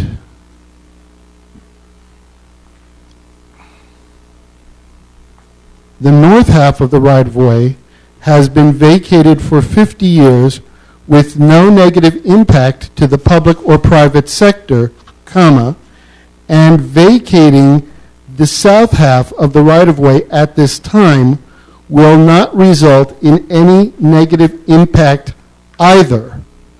That is That's correct. the correct statement? That is correct. Do you consider removing one of the 2 access points of the nursing home to be a negative impact, sir? There are other access points. Anybody who felt negatively impacted could have come to one of our meetings, months ago when this process started. There are several access points into the property. The design specifically works with the property to allow one of the access points to remain. No, I did not think it was negatively impacting. If it had been the only access point, yes. But there were several access points, and I didn't feel it was negatively impacting. So at the time, did you consider that those 2 points are the points that ambulances use to get in and out of the nursing home property? Did you consider that at the time? There or was not? no way for me to know that, as the nursing home never participated in any of the public hearing meetings. And you never spoke to anybody from the nursing home, and the nursing home never spoke to you? No, that is correct. And do you have any personal knowledge that the nursing home was aware, because you had interaction with anybody from the nursing home, about the proposal to vacate the street and the site plan? Although I had no direct interaction with anybody from the nursing home, I know that other members of the city, my director, I remember Mr. Galvin coming to a meeting at the very beginning of this project, so I have to assume they were following up on the progress of the public hearing process, and they were aware of what was being done. Now that you know that those 2 access points are necessary for ambulances to freely enter and leave the facility, do you believe that there would be a negative impact on the nursing home facility if this portion of the street were to be closed off and to block that access? With all due respect, Mr. Rivera, one second. Mr. Smith, particularly that question seems to be assuming certain facts. I mean, is that appropriate? I mean, I think... I mean, we're quasi... I'm trying to give the widest latitude, but I mean... Mayor, that's Mr. Smith's job. I think that you should let Mr. Rivero answer whether or not restricting access there at that particular location will have a negative impact on the nursing home. Yes or no? All right. I just want to see if we can move through the facts a little bit quicker. Yeah. With all due respect, I do not... Excuse me. Okay. 1 second, Councilwoman, real fast. Through the mayor, if I may, I would prefer Mr. Rivero answer the question now that he has heard testimony that it will impact access, because I haven't heard him say that he knows that for a fact. So if you could rephrase the question. Thank you. You are correct. I'd be much more comfortable. Sir, ma'am, please don't. don't do that. Sir, now that you know the... But I don't know. Mr. Spiegel, I You're don't saying mind it. You're saying it, but that doesn't mean that I know it. I would have to see some literature on it. It also doesn't mean that another access point cannot be opened to facilitate the traffic that you speak of. So I sir, don't know that. Do you think then it might be a wise idea in view of the fact that the ability of these ambulances to come and go freely may affect people's lives, that this matter be adjourned so that this particular issue could be thoroughly discussed, or so that you could go personally to the nursing home and study the access No, issue? not at all. Not at all. Mr. Smith, any comment on that? Yeah, Because I again, think, Frank, you've made the point. Okay. I Thank think you, Jose. you need to move on, because otherwise we're going to be here all night. Okay, and I don't want that, and I know you don't. This would be the second exhibit.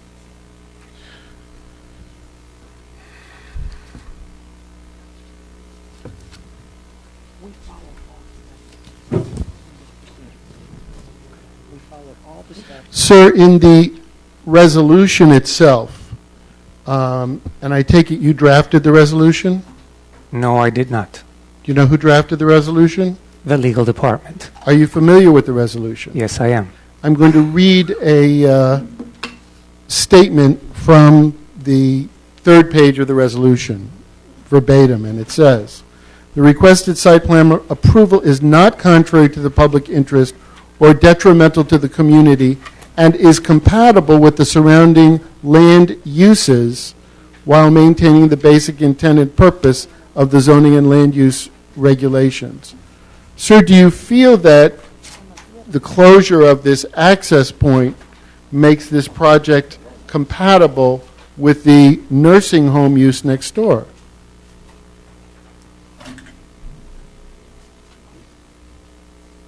Once again, this is something that can be resolved through a design modification of your property, perhaps with the cooperation of the applicant.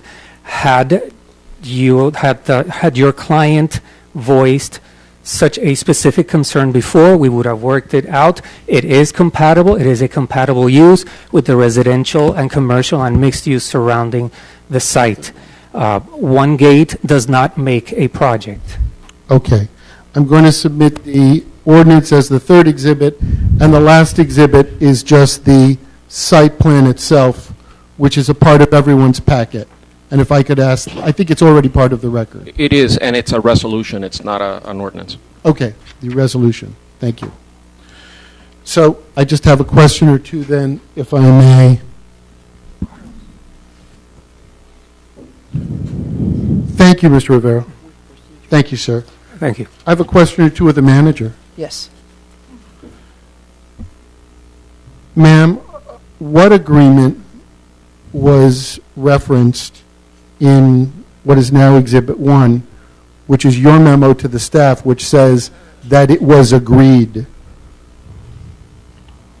What agreement were you talking about? I agreed to the recommendation that my professional staff made to me.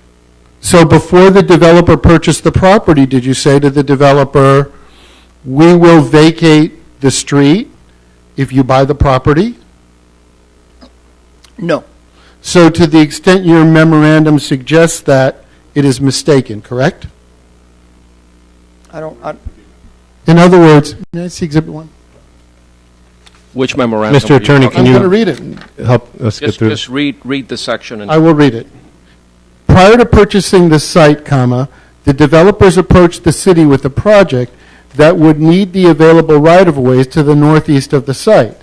At the time, the city agreed with the developer's request and has since formalized its resolution through item 14-018A in order to encourage development in the area. So my question, ma'am, is that statement that the city agreed with the developer's request, which is to vacate the right-of-way, that's not a true statement, is it? Richard? Ma'am, I'm asking you, and you're the one. Mr. Wallen, she can He direct. drafted the I know, and I'll be happy to ask him next, but this bears your signature, ma'am. With all due respect, Sir, many times. I'll be happy to ask. Mr. Smith, what's the proper protocol here? If you want to defer your answer to Mr. Lorber, you may. If you don't have knowledge as to what was agreed, you can say, I don't have knowledge until it came to you later on by way of a recommendation.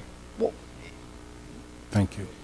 This has been a recommendation all along. So there was no agreement? No. No.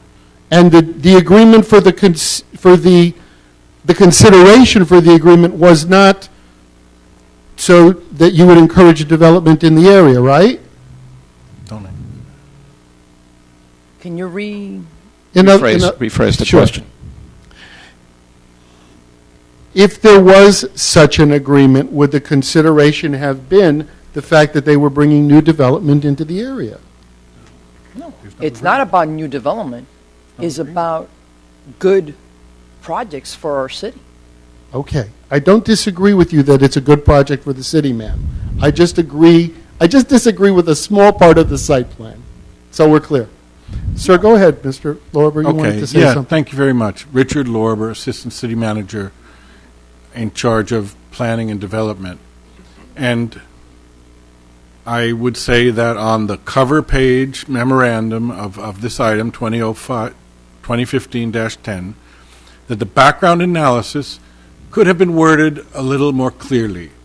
When we say that prior to purchasing the site, the developer approached the city with a project, the developer came to the city for a preliminary discussion, like every other project starts with preliminary discussions. The project that was shown and proposed here today requires the vacation of the right-of-way. The parcel, the proposed development parcel, includes the south half of the right-of-way of the street, the north half having been previously dedicated to your client's property adjacent to the north. So the developer comes to show us a project which includes, as part of the development parcel, right-of-way that he is proposing to be vacated.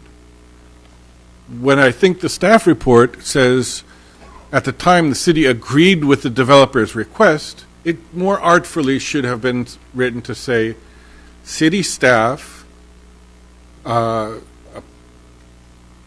concurred with with this proposal and agreed to process it and bring it through this process. Now, if in the case of another development somewhere else, a developer came in and said, I want to build on city land, and this is not land that and this proposed land is needed somehow or whatever, we wouldn't get very far in that process. So what Carlos is saying in this is saying the staff agreed conceptually that a building at this location could be built of this type, and that the staff agreed to support the request for the vacation of the right-of-way. At no time was there ever an agreement. Staff has no ability to make an agreement. A decision to vacate this public right-of-way can only be taken by the city council in a forum like this. So at no time was the developer ever led to believe that this was a done deal or a foregone conclusion. It was always expressed to the developer that you have to apply for a vacation of right-of-way from the city council, and they have to approve it. If they don't approve it, your project can't be built on this portion of right-of-way. So that's what that means.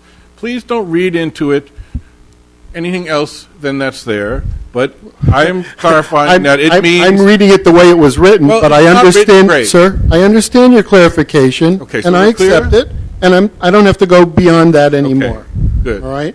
I have another question, though. Please do, please do. Knowing the importance of the two access points for ambulances to get in and out of the nursing home, do you agree that it's important to the nursing home that they keep that access? When I inspected this site, when it first came across our radar screen, if you look at that site... Actually, so you could answer it yes or no and then explain. You see that long street that's the proposed foreclosure. Sure. That equates to about 1/3, less than 1/2 of the total perimeter of this parcel.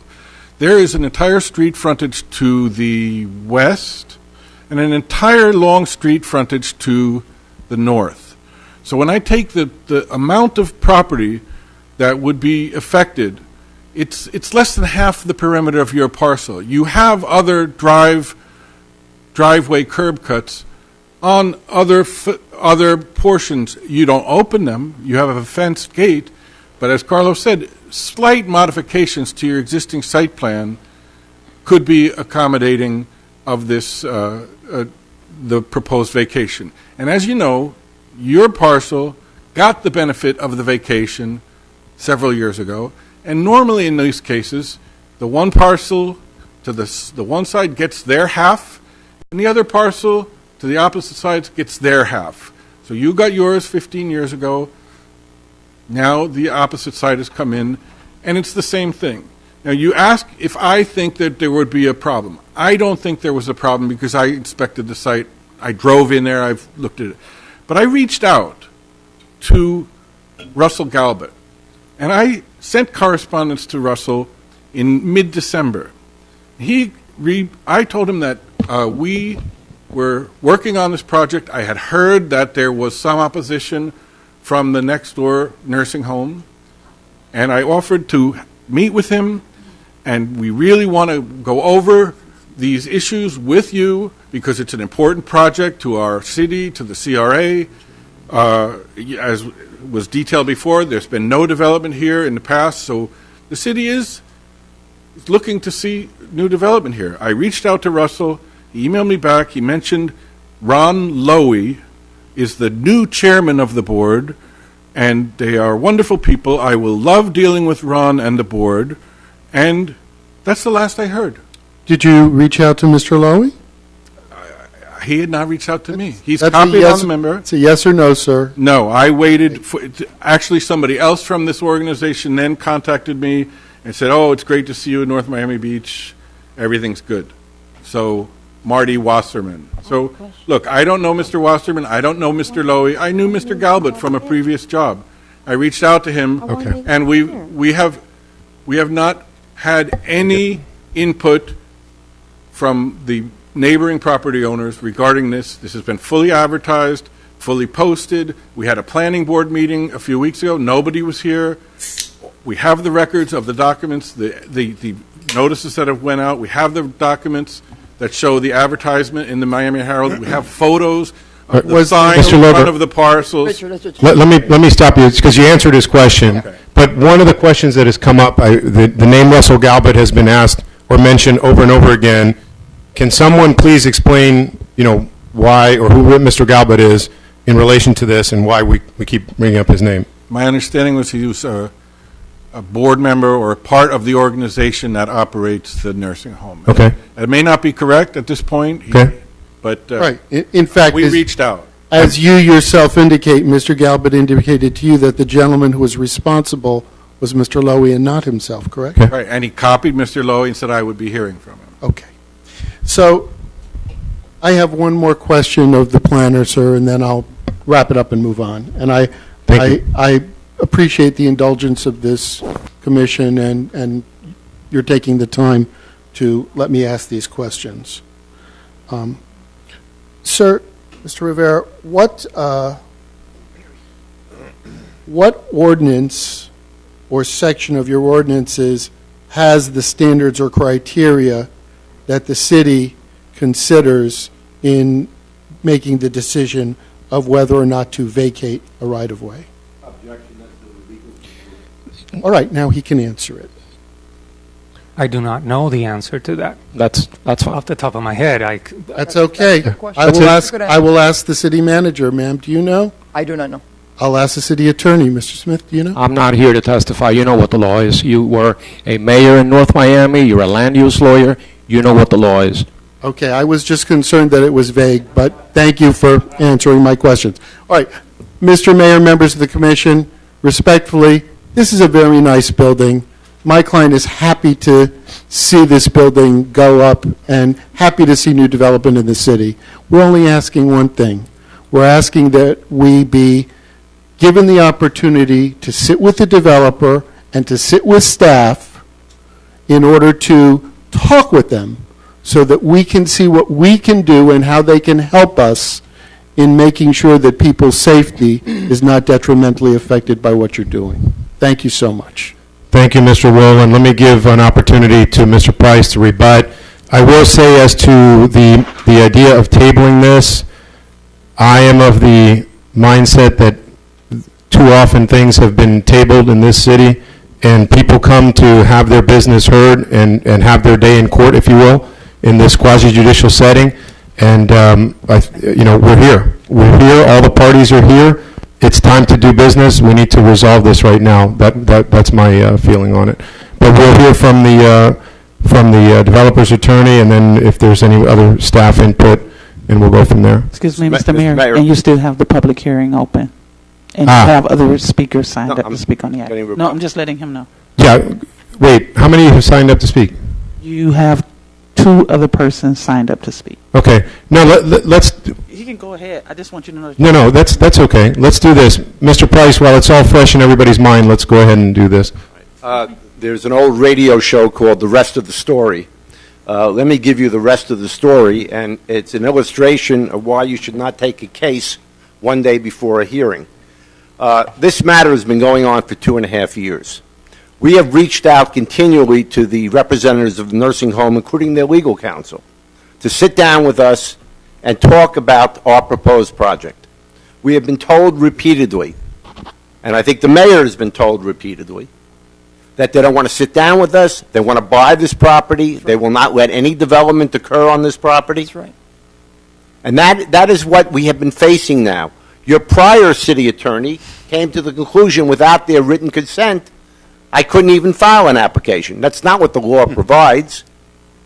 And the new city attorney had took the time to study the statute and has opined that we are correctly in front of this board. But let's look what's happened here over the last 25 years, which I call, if you look at the records of this file, and I suggest to Mr. Woolen look at the records of this file. This is the Royal Giveaway Program from the city of North Miami Beach. The Aventura Nursing Home has repeatedly obtained grants of property without following Florida statutes, and they have continued, they have now twice as much property within their fence line than is shown on the tax rolls of this county. Twice as much property as what they have. Now let's look at what happened here. Let's assume everything was done according to Hoyle. And we're not here tonight. We may in the future, but we're not here tonight to go back and revise history as to what occurred here. But within the last 20 years, half of a roadway, which is, I believe it's called Miami Way, has been granted to our neighbors. They have access for their ambulances, but they elected to close that road, put a metal picket fence right into the center line of the road, put parking adjacent to that metal fence, which is a violation of your zoning code, which no one has ever cited them for, and that's how they've used their half of the property. They're now coming to you today. If you look at the green property, that was given to them without going through the state statute that we're going through tonight. And what they're saying is, we already got a half of the road. Now we have the other half remaining. Give us one half of the other half, so we'll now have 3/4 of the roadway, and you can have 1/4 of the roadway. That's not the way the statute works, and that's not the way road closing petitions are handled. And if had they followed the statute correctly 20 years ago, we would have gotten this half of the roadway, because when you close a public right-of-way, the adjacent properties each get half. Now, when we're told repeatedly they don't want to sit down with us, and then they come here tonight and say to us, how come you didn't sit down with us? We didn't sit down with you because you didn't want to be in the same room with us. You want to buy this property. That's what you've stated from the beginning. I have some questions of Mr. Rivero. Mr. Rivero, according to your records, were all proper public notices sent out in accordance with your code of ordinances? That is correct. Signs on the property, courtesy notices, and advertisement in the newspapers. The certified mail required by your code? No. Is there anything in the file that would lead you to believe that these people did not get proper notice? No, we got no returned mail. So in summation, let me say to you tonight, they want 3/4 of a whole. They're only entitled by law to have 1/2 of the whole. And what have they done with their 1/2 of the whole? They have fully developed that parcel, and now they're saying we're blocking their access? Tomorrow they can remove the picket fence, move it back to the original property line, and have a totally dedicated roadway into their property. They can have all the ambulances they want there, and care of the elderly is very important. I'm not trying to diminish that fact, but the fact is they're the ones who created their hardship by not properly using that right-of-way for what its purpose is, a right-of-way. As I indicated to you, our project meets each and every standard of your code. It's a variance-free project. In 99 out of 100 jurisdictions of the state, there's no need for a public hearing if you meet the requirements. You have site plan approval. We recognize that. This is a unique project. It's a project I think you'll be proud of. I think it's a project my client's very proud of. And we ask for your favorable approval and vote. Thank you, Mr. Price. Let me go ahead and get the rest of public speakers or comment on this. You had a question, Councilwoman, while we get their speaker? When we have an opportunity to ask questions. Okay. Daniel Pierre, Terrence Kamanzuli, and then Carmen Kinzel.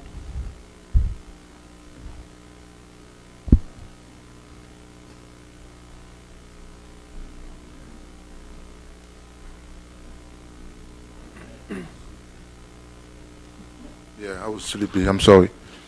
So, my name is Daniel Pierre. My address is 15240 Northeast 10 Court. So, I'm living there for 25 years. Mr. Pierre, one second. I don't believe you were sworn in to give testimony on this item. Are you planning to? We're talking about this particular project right now. Did you stand and raise when you? Yeah, I was there. Yeah. Oh, okay. I didn't see. I thought I saw everyone that was. Yeah. Because tonight, the reason I'm coming here tonight to speak about the Harlem machine, what I see, the picture I see on the screen. Tonight, they make me so happy. I could say that's my dream for the city. As a resident, been living there for 25 years. I always say that when we go out to vote, the councilmen, so we always vote to bring somebody here to go out to look for the businessmen, to bring business for the city. So far tonight, what I see, I'm so happy. So that's the reason I'm coming here to tell every one of you, thank you. I saw, by the way, the city moving. So when you go out, just like when you go in Biskin, you see that kind of development. Everybody come back, that's so nice, so beautiful. That's the main reason we vote for the people who got the goal to go out to bring business for the city. That means, as a resident, I feel so happy. That means everybody who live in the city, they could say that they saw the city moving at the right direction. So at the same time, when you're doing something is not good for the residents, as a resident, we have the right to come in here to tell you, every one of you, you're not going in the right direction. When you're doing things good, so I've been watching last week, I see so many people come in here to tell you, oh, you know, the city doing very well, or the beautification doing very well. That means we've been watching you. At the same way, you do things upside down, we're watching you too. So that's the reason I'm coming here tonight. So I was in my house, I saw this picture. I said, well, let me come in here tonight to tell you how so happy I am to tell you that when you do this thing like that, keep doing the good thing like that. So after that, I don't think you will get any problem. So we have for the good thing, not for the bad thing tonight. So far, I could say in my neighborhood, so everybody is so happy what they see on the TV. So when you see that kind, the project coming to the city, they make everybody happy. So keep doing the good job like that. When you go upside down, we will come in here, we will tell you, hey, you're not going the right direction. Okay? Thank you very much. Thank you for coming in. Thank you, Mr. Pierre. Thank you. I need to be sworn in, please. You swear or affirm that the testimony that you're about to give on this item, the truth, the whole truth, and nothing but the truth, so help you God. I do. Thank you. Good evening, Mayor, City Council. My name is Terrence Kemanzuli, 17151 Northeast 17th Avenue. I'd like to address the City Attorney with a question first. Mr. Attorney, what is the posting on the property? How many days prior for tonight's City Council meeting? Okay. Yeah, we can go ahead and answer. It's there for a long time because it's 10 days prior to planning and zoning. Then it stays throughout. Correct. Then it is corrected to show when the city council meeting is, if it moves on to city council. So it is there for a good month and a half to 2 months. But my question is how many days for the City Council? When is that posted prior? It has been there all. Let's do this. I don't want to get into the reason I'm bringing this up, my mom has been in that Aventura Plaza for the last 2 weeks, as you know. I just noticed on Friday, I've been there every single day, I see the sign on the north end of the property. Friday was the first day it was posted that it was on the council meeting for this week. This past Friday, okay? So if the people that are working there are seeing that, that's when, if they're watching that as the notice, they didn't get the proper notice. I know the other stuff happened. I do like this project. This project is very, very important. It's going to spur the redevelopment of 19th Avenue and the 167th Street area. The only other comment I have is that we're talking about the vacation of the right-of-way. It hasn't been done yet because that's the next resolution on our agenda. So I think that agenda, that should have been done first before the site plan approval. That's all my comments for tonight. I thank you very much. Thank you, Mr. Kemanzuli. Carmen Kenzel.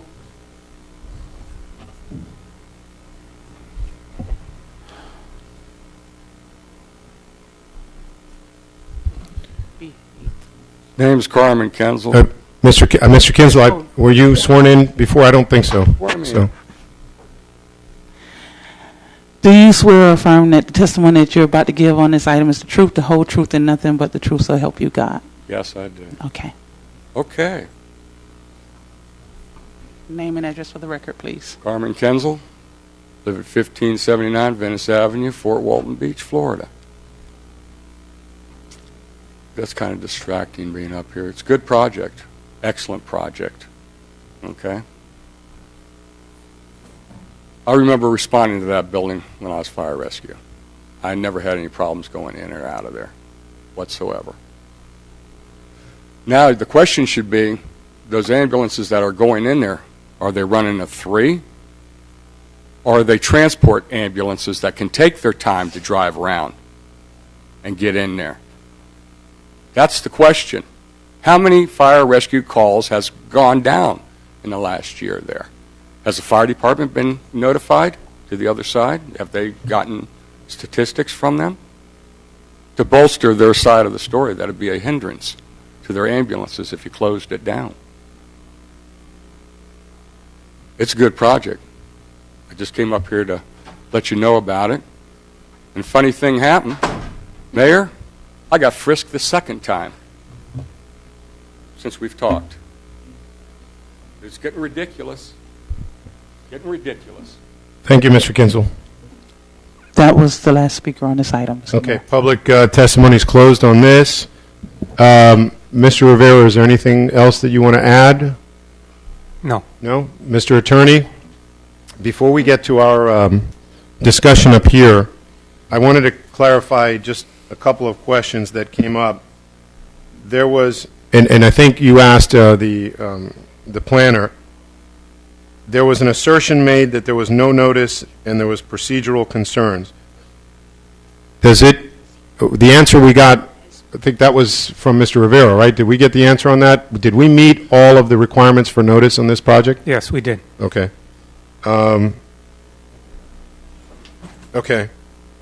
There was also a comment made that a Mr. Lowy wasn't contacted. Mr. Attorney, Mr. Rivera, whoever can answer this, is it our responsibility to go out and contact people over and above the public notice that's required? No, it is not. Okay.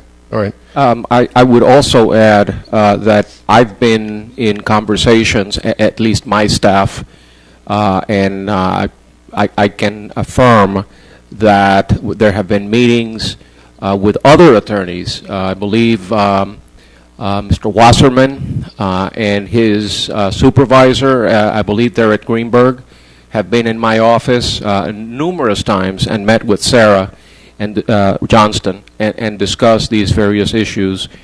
And so we've been more than accommodating in trying to address the concerns that were expressed here tonight. And that's all I can say on that. Okay. I think we've been more than willing to discuss this project. All right. Final question on that was, there was an assertion made something about whether there was certified mail sent out. Is that required of us? It is not. It is not. Okay, thank you. All right. Let me open it up for council. Let me start with Councilwoman Smith. Okay, thank you very much, Mr. Mayor. Because I heard specifically, as I try to do every meeting, listen to every word that's said, the city attorney told us to judge our decision on what we hear tonight.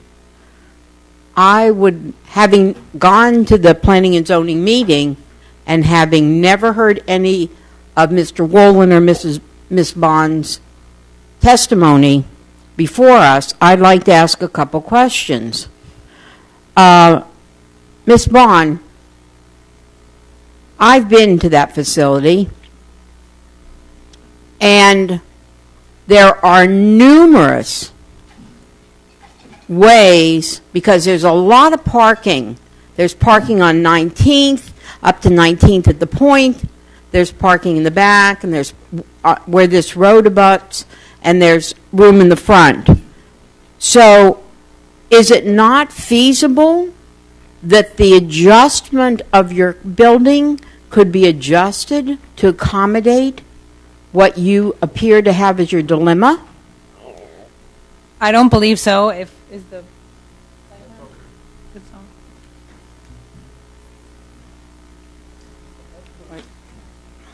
You're going to have to speak into it because they won't record. Thank you. Okay, let me get my bearings here. Okay, there's a road here. It's like a big triangle, right? Back here, there is no road on our property. It's grass. Our generator and a lot of our mechanical stuff is back there. Therefore, that eliminates one whole access road. I can't move a generator. And I don't think it would be feasible to have people coming in and out of a building next to a generator with a large, very large diesel gas tank. So therefore, I eliminate that. On this end, anybody that comes in this end still has to come over here to the front entrance. There's entrances back here, but there's service entrances that wouldn't accommodate a stretcher or anything coming in with residents. Hello? Okay. Therefore, they have to come in eventually and come up this circular driveway. There is no room to turn around right here. So they would have to exit.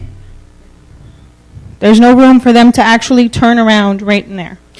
But Ms. Bond, if I heard you correctly, and I believe I did, after hours, there's only one ingress and egress. You close the other gate. We do. We have a security guard. There's plenty of emergencies. I, unfortunately or fortunately, am responsible for the seniors in North Miami Beach. Can you imagine?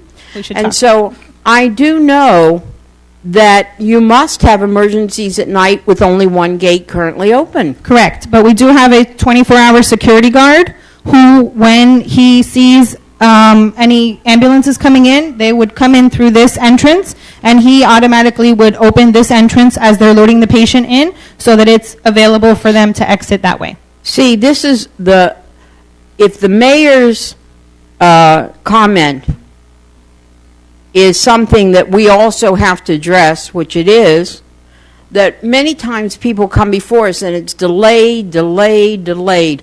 I've heard about this particular piece of property for years.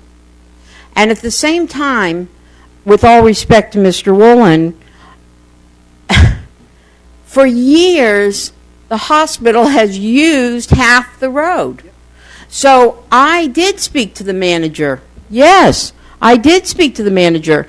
The way that road works is it's divided. Half went to that building, and the other half goes to the other parcel. So my... Hello? Excuse me. Okay. I was just waiting for the question.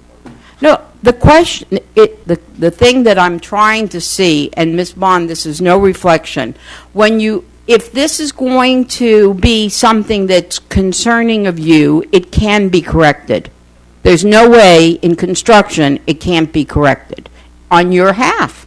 So I don't know if part of the sitting down is that you're going to ask the people that are developing it to pay for it, maybe a new gate or a new entrance, ingress, or egress. I don't know, but everything can be corrected. Well, I think we're asking for that opportunity to have that discussion.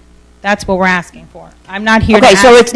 it's down to the monetary. We're asking for, perhaps, when we sit with negotiations. Ma'am, we're asking you to No, defer. she just said, excuse me, Mr. Woolen.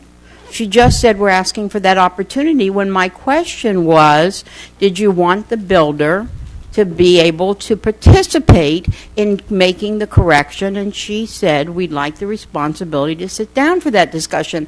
What I don't want to see sitting here that we've done for so long in North Miami Beach.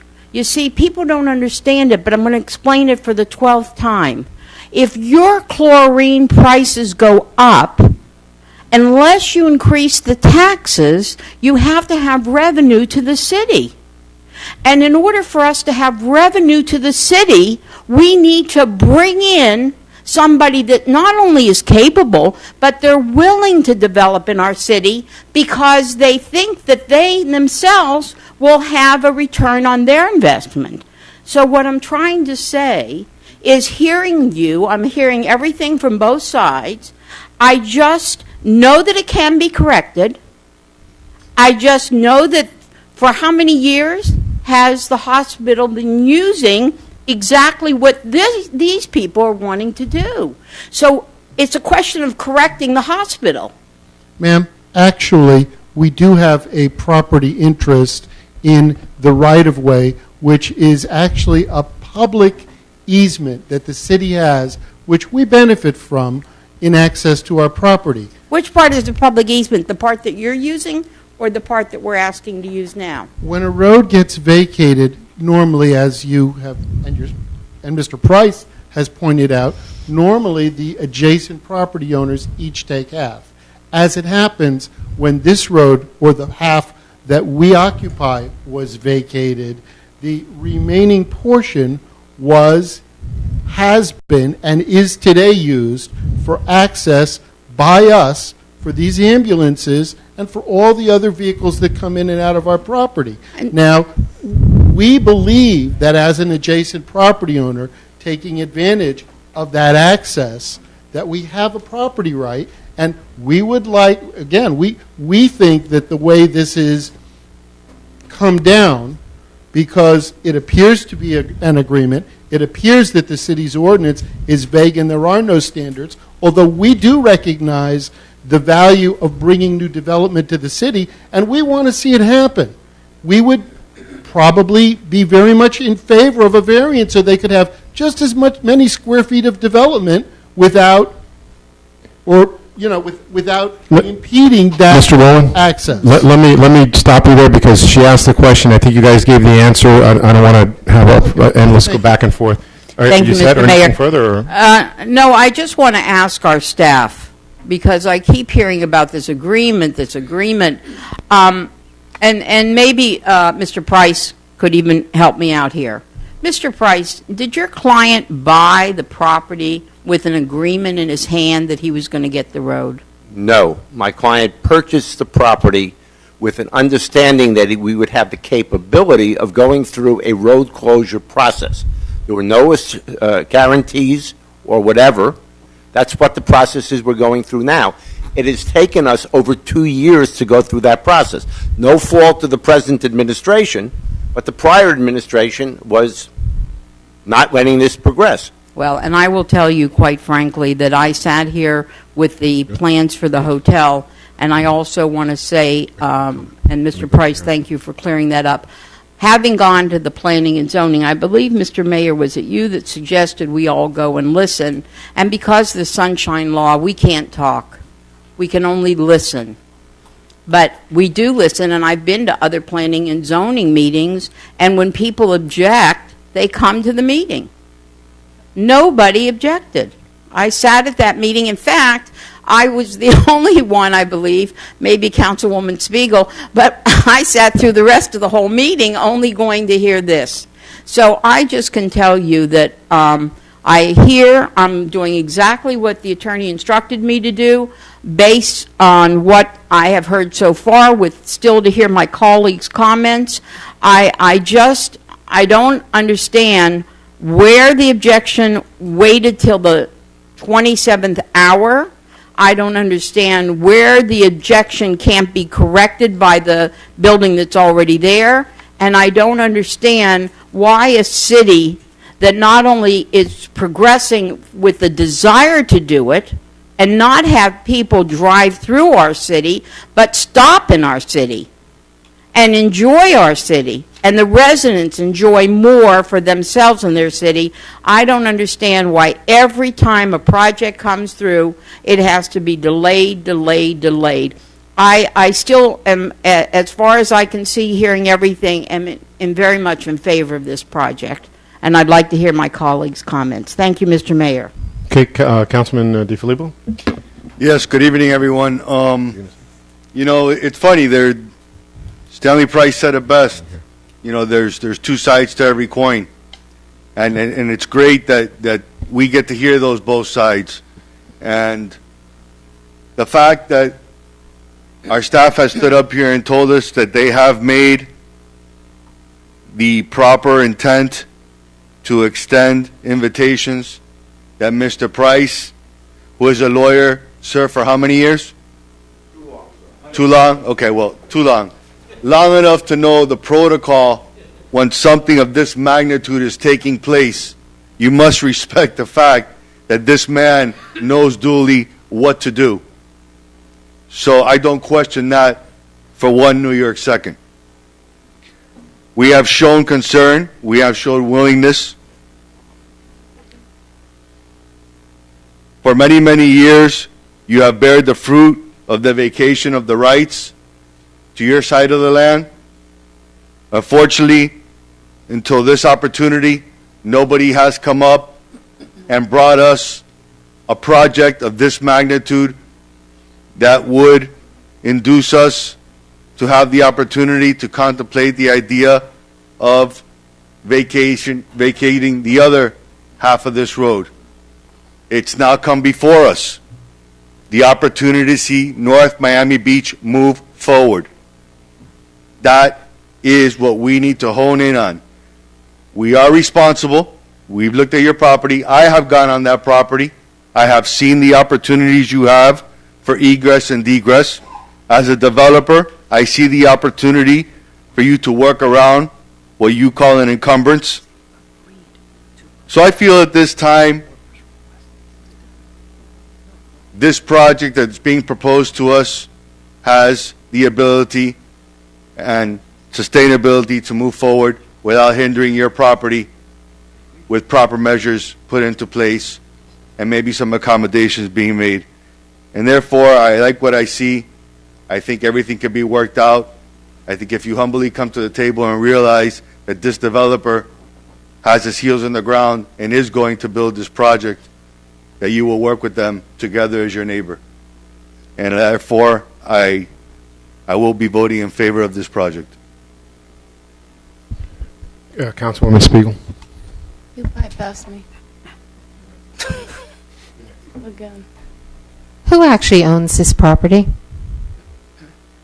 Not the one that's before us, but the one that's objecting. Mr. Wallen, who's the actual legal owner?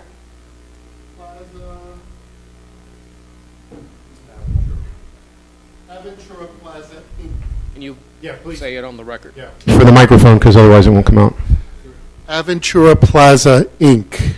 Staff, did the city send notice to Aventura Plaza Inc. by sending notice either to its registered agent, its president, vice president, secretary, treasurer, or manager? That I will have to check, but we send notices to everybody within a 500-foot radius. Mailing address that's listed with the property appraisal. So the owner. Is that the, just, I guess Not certified. the important part, is that the legal requirement? Yes. Okay. Okay. Now, in the great scheme of things, does Mr. Galbert own any stake in Aventura Plaza Inc.? The answer, Ms. Spiegel, is I do not know. However, I can tell you that I believe his management position in the past 6 months has changed, and I do not believe that he is managing this particular property at this particular time. Okay. Okay, and I can tell you that I have not spoken with Russell Galbert with regard to this property. Is Russell Galbert an attorney? He is. Yeah. Okay. I happen to know that Ron Lowy is an attorney. Right. Okay. What was the position of Russell Galbert with Aventura Plaza Inc.? Ma'am, I don't speak for Mr. Galbert. Here, you can speak. He doesn't own Aventura Plaza. He doesn't manage What it. was He his position? Was the former chairman of the board. Is this a not-for-profit corporation? Yes. And so is it administered by a board? Yes. Okay. And Ron Lowy is the current chairman of the board. Okay. Russell Galbert was the chair of the board until approximately October of 2014. Approximately, yes. Okay. And staff, to the best of your knowledge, Russell Galbert notified, well, before I do that, Ms. Bon? LeBon. LeBon. I always get LeBron, but this one's a new one. Okay.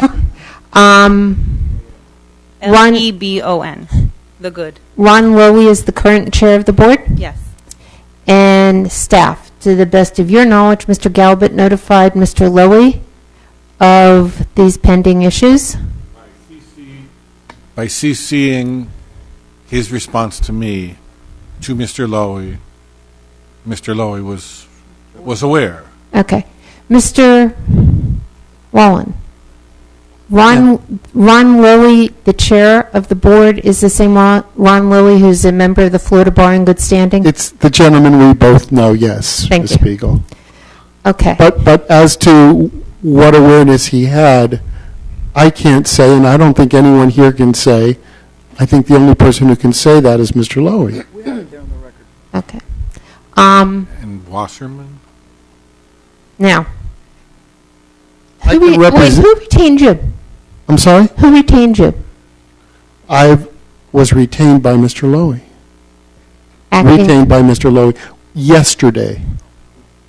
in his capacity as chair? Yes. Okay. Staff, I did drive around this property 2 times, maybe 3 times. I did not drive into it, but I drove around this property 2 or 3 times. I recall seeing the board up there and the notification for the planning and zoning meeting. Are we certain that the notification was up there for the council meeting? Yes, to the best of my knowledge, yes. Certain no, but I will check with our sign company who is responsible for updating it. Okay. Because I know that it was there before the Planning and Zoning Board, and I attended the Planning and Zoning Board meeting along with a good number of our colleagues, because that was also the meeting that had the comprehensive plan, I believe. Yeah, that's right. Which was why we were there. No one came to speak at the Planning and Zoning Board meeting. Yes, ma'am. And to my knowledge, that's because my client was unaware of the Planning and Zoning Board meeting. I I can make the But representation I'm telling to you based upon my discussions with Mr. Lowy and others that this kind of hit them. I'm not saying that people didn't meet with Russell Galb or didn't talk to other attorneys. I'm just telling you, based on my communication with Mr. Lowy and others, that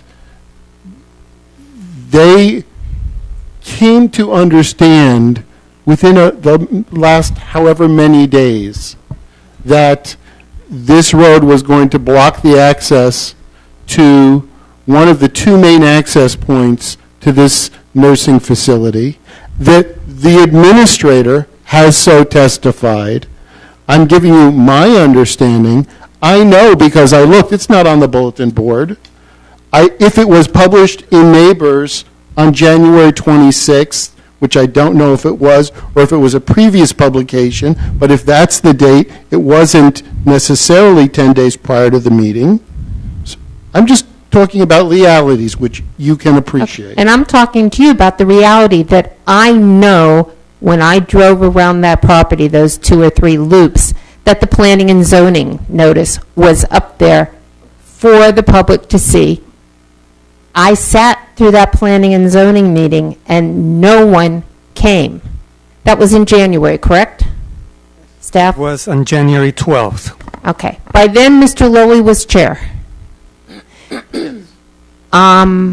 Besides Ms. Laban, I would presume that there is staff there that reads English that can Yeah, but have she's looked at the billboard- administrator responsible for the facility, and we can ask her if she's read and saw the billboard. I don't mind that. No, I'm not going. I think she already testified to that, so. What I'm it's not- saying is, it sounds more to me like the communication failure occurred between staff and board.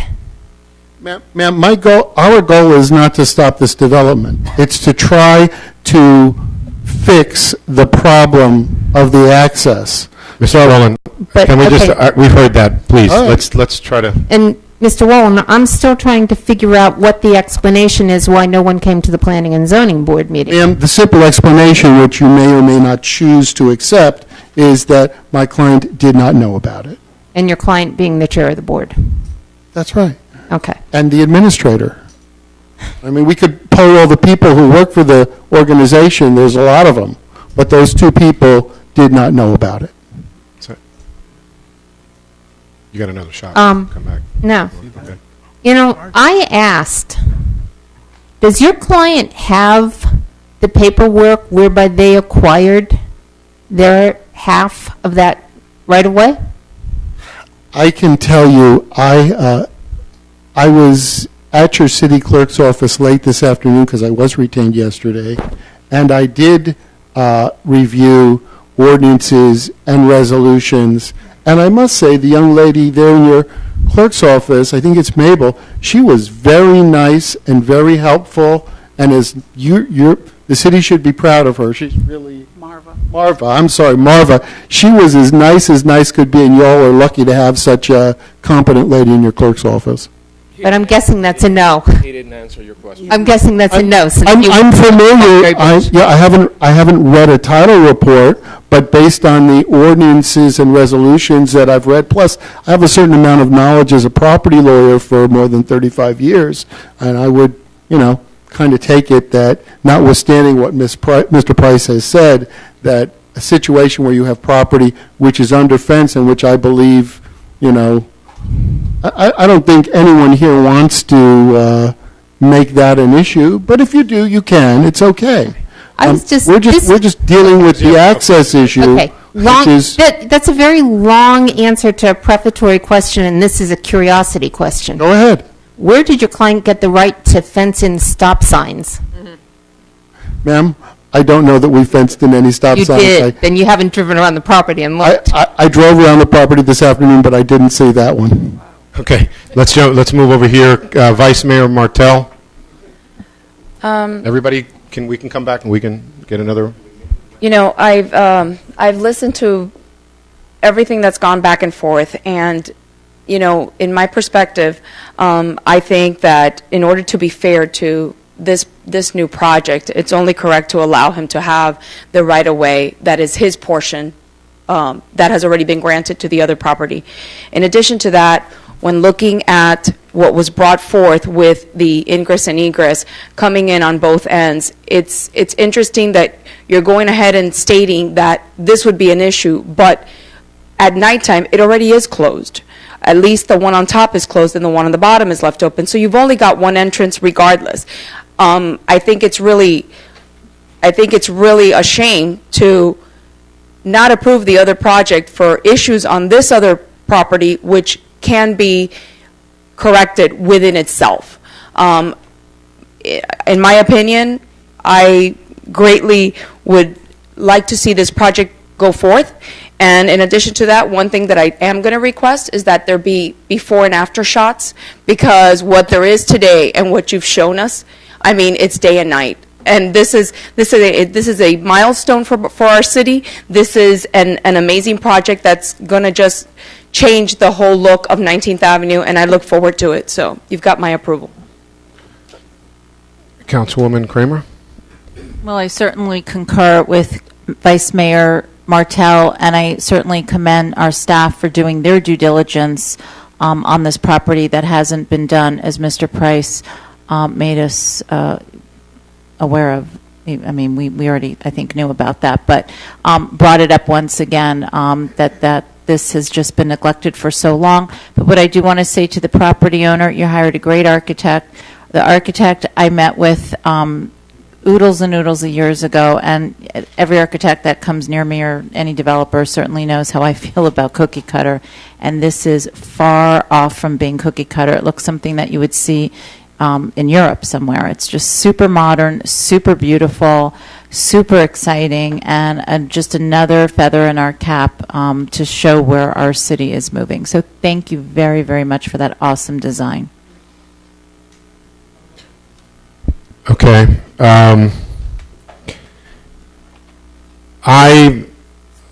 I want to say that I respect and admire the good work and that Aventura Plaza has done and continues to do with their patients and members in our community. They have been, as far as I'm concerned, a good corporate citizen all these years.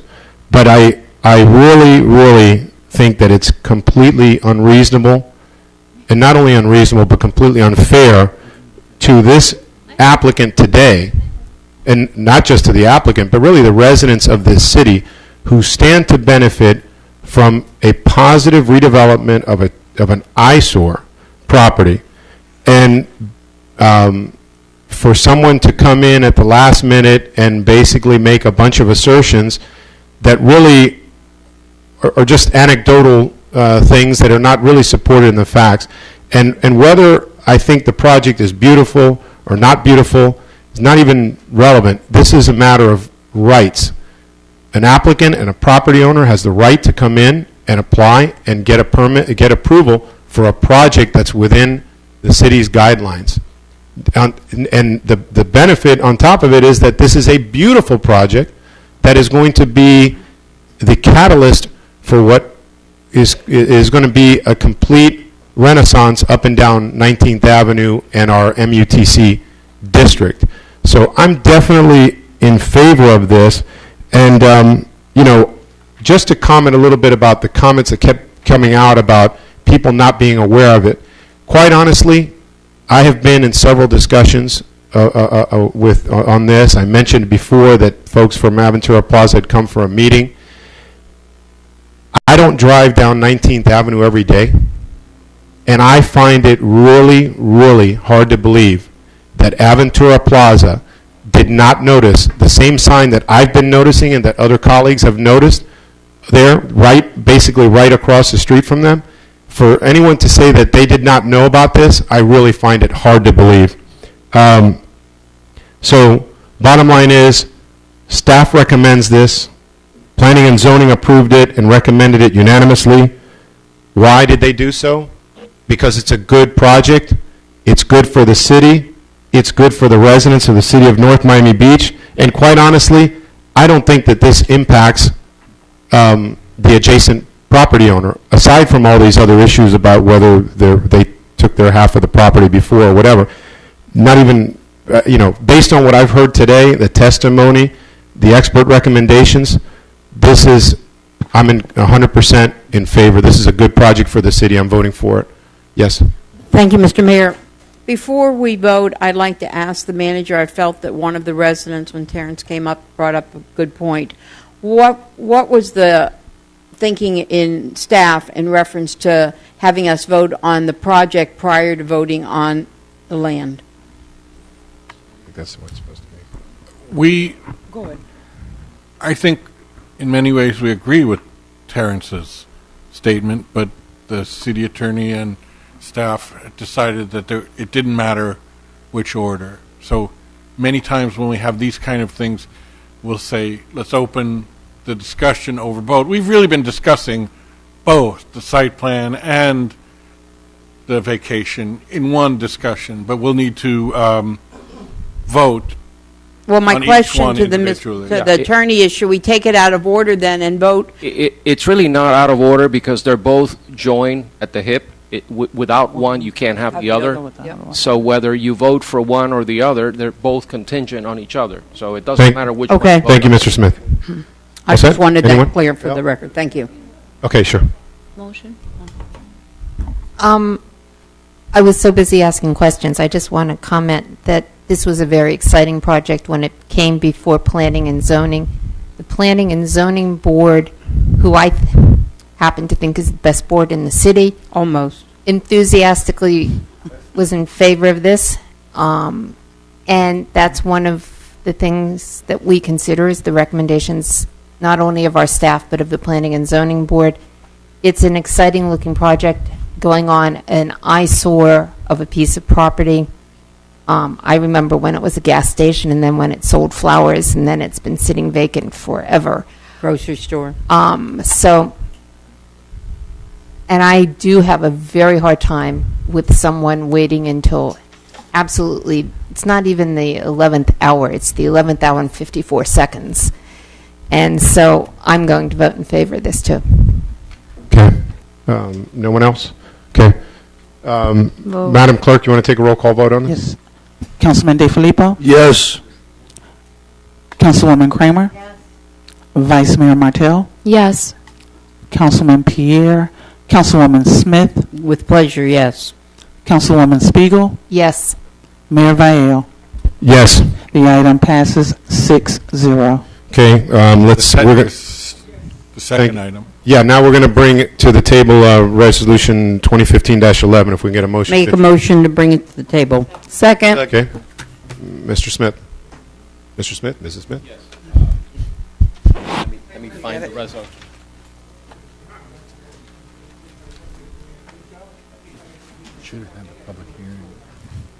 This is resolution number R 2015-11. A resolution of the Mayor and City Council of the City of North Miami Beach, Florida, approving the vacation and abandonment of the southern half of the Miami Drive right-of-way consisting of approximately 25,132 square feet, as shown on the plat Fulford of the Sea, recorded in Plat Book 34 at page 20 of the Public Records of Miami-Dade County, Florida, in favor of Shefa Pal LLC, the applicant, with such vacation subject to and contingent upon the city's approval of the applicant's site plan application, and with such vacation further subject to and contingent upon applicant satisfaction of the conditions set forth in this resolution. Make a motion to accept. Second. All right, moved and seconded to approve Resolution 2015-11. Mr. Rivero, you want to explain to us what this particular resolution does? Yeah. Jennings and swore in. Yes, okay. Let's go ahead and swear in our witnesses or potential witnesses. If you're giving testimony on this item, please stand and raise your right hand. 1, 2, 3, 4. Do you solemnly swear that the testimony that you're about to give on this item is the truth, the whole truth, and nothing but the truth, so help you God? All right, Jennings disclosure this time will go from my left to my right. Councilwoman Smith. Did I speak to anybody about this? And the subject matter. Yeah, the Jennings, right. I just spoke to a whole room full of people. Well, that one was in public, so I guess that... Prior to tonight. I spoke to the manager. I spoke to the attorney for sure.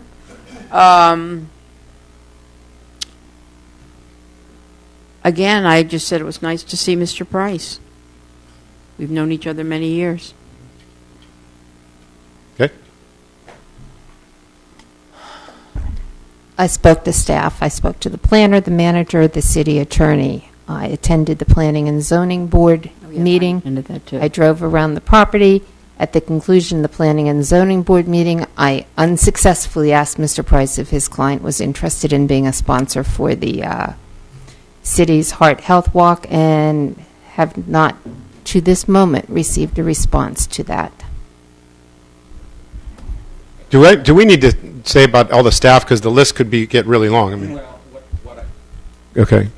Just the individuals, and whether you talked about the vacation or Okay. not, and any other subjects should But not... this is outside of city staff, of course, right? Well, no. No? No. Even It's city both- staff? Even Oh, boy. even Okay. city staff, yes. Okay, then I need to go back and Reserve say- some time. No, that I specifically spoke to the manager and I believe the planner about the vacation of the street, was educated somewhat on the statute that says that the adjoining property owners are supposed to split it. And I did have a brief conversation about the fact that there were traffic signs inside the fence at the Aventura Plaza Inc. property, and was curious as to how and why that occurred and what gave them the right to have traffic control signs inside their fenced property. So I think that was about the gist of staff conversation concerning the vacation of the street. Councilwoman Smith, you had to add something? I just want to ask the city attorney if I have to disclose that I was at the planning and zoning meeting. No, My but wife's- you need to state for the record that nothing that you heard there, one way or the other, would affect your ability to render a decision in this matter based on the evidence presented to you today. No, we're going to listen to every word now. Right, and staff's report and everything And that has been staff's shown report. in the agenda. Absolutely. Okay. Okay. I will repeat from before on this particular issue that I have, I'm going to say again, in abundance of caution, because the conversations get a little blurry, but in favor of this was the attorney, Mr. Price. I believe I spoke to Mr. Betelage. I remember Mr. Gervais, the architect, in some meeting. That may not have been about the road, it may have been, but just to be safe, I have spoken to every city attorney that we have as far as the question of how the operation of the law works with the vacation of the road. Spoken to Mr. Rivero. I do believe this may even go back to Mr. Chris Hyde. So there's probably conversation somewhere with him, with Mr. Lorber, Ms. Garcia.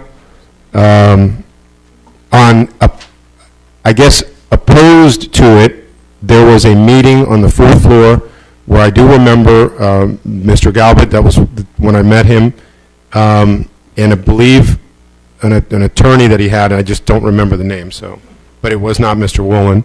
I think that's it. Councilwoman? For this particular project with this developer, this attorney, this architect, no. In the past, yes. Probably spoke to the attorney and the planning and zoning about the vacation of the right-of-way. What do you mean in the past?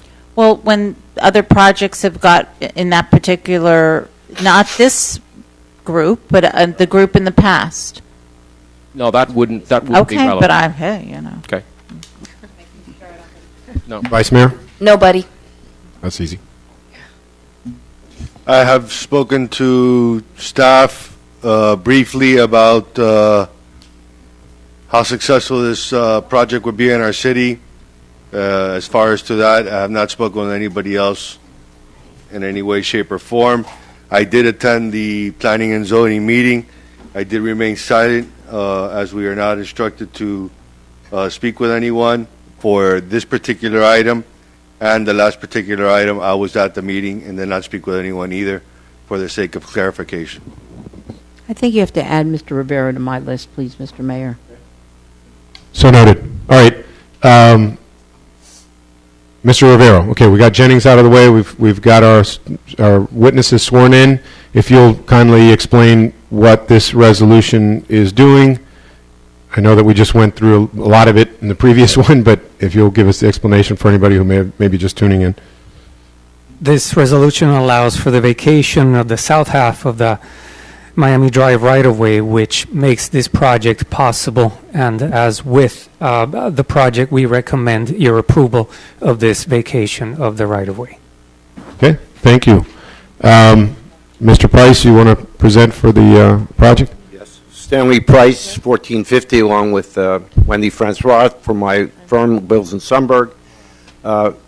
Councilman DiFilippo, I was a little cute with you before. I'm sorry. It's been 46 years I've been practicing law.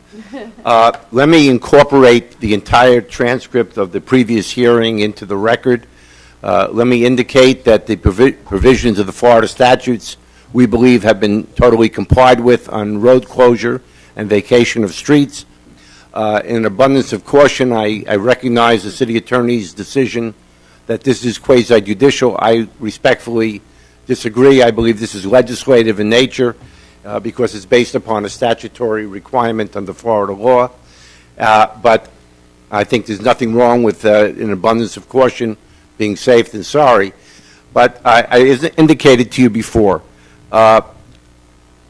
the original closure of the north half of this road was not done in conformity with state law. But had it been in conformity with state law, this property, long before today, would have been dedicated to my clients as the adjoining property owner. We do not wish any ill harm to the nursing home, but they've created their own issue. They've fenced in the right-of-way they were given by the city, which could easily serve as the dedicated access point. They can have 5 access points on that dedicated. They've elected to put a picket fence in the middle of the road and not even meet any of the setback requirements of your code. Our building's set back from the property line. We ask that you incorporate the prior record, and we'll be happy to answer any questions you may have. Thank you, Mr. Price. Let me, Mr. Wolland, actually, let me go ahead and call. I guess we'll open for public comment now. Mr. Wolland, you want to come up first? Yeah. You have a question? One second, Mr. Wolland, Councilman. I have a question. It's directed to Mr. Wolland. Now that you're here up on the stand, you did take your oath, right? Yes, sir. Okay, good. I'm going here on sunbiz.org, and I don't know, but usually when you're a head of a company or a CEO, don't you register yourself on Florida's website? Well, isn't that the norm? Actually, the Sunbiz has a place for the president and the vice president and the secretary and the treasurer. Usually they list the directors. People don't always keep up with Sunbiz. It's more of an informational item. I don't know, but mandatory requirement of law. All right. Every year, people do have to go there and update. But for the sake of the record, I don't think the annual report has been filed yet for this year, has it? Well, I don't think for this year it has, but for Yeah, 2014. But what I'm going to is that I want to let, for the public record, know that I don't see any Lowy here. That's something that could be changed right away. But I do see the number one name on the top is Russell Galbert. Okay. right. That's on public record. Well, thank you, Councilman. Let's we'll let him address it. I guess he's got an opportunity now. If that was a question, then the answer is it's my understanding that the 2015 annual report has not yet been filed, and I can't speak to what it's going to say when it is filed, but I can speak to the testimony that's already been given, which I think is knowledgeable firsthand testimony by the administrator that Mr. Galbert is no longer the chairman of the board since October, November. So we stand on that, sir. Certainly doesn't reflect on Florida's record. Okay. Well, let's not, Mr. point made, let's go ahead, we're going to go ahead and make your presentation, Mr. Roland. Actually, sir, I'm sure all of you would appreciate my following Mr. Price's lead and just incorporating the record with your permission. There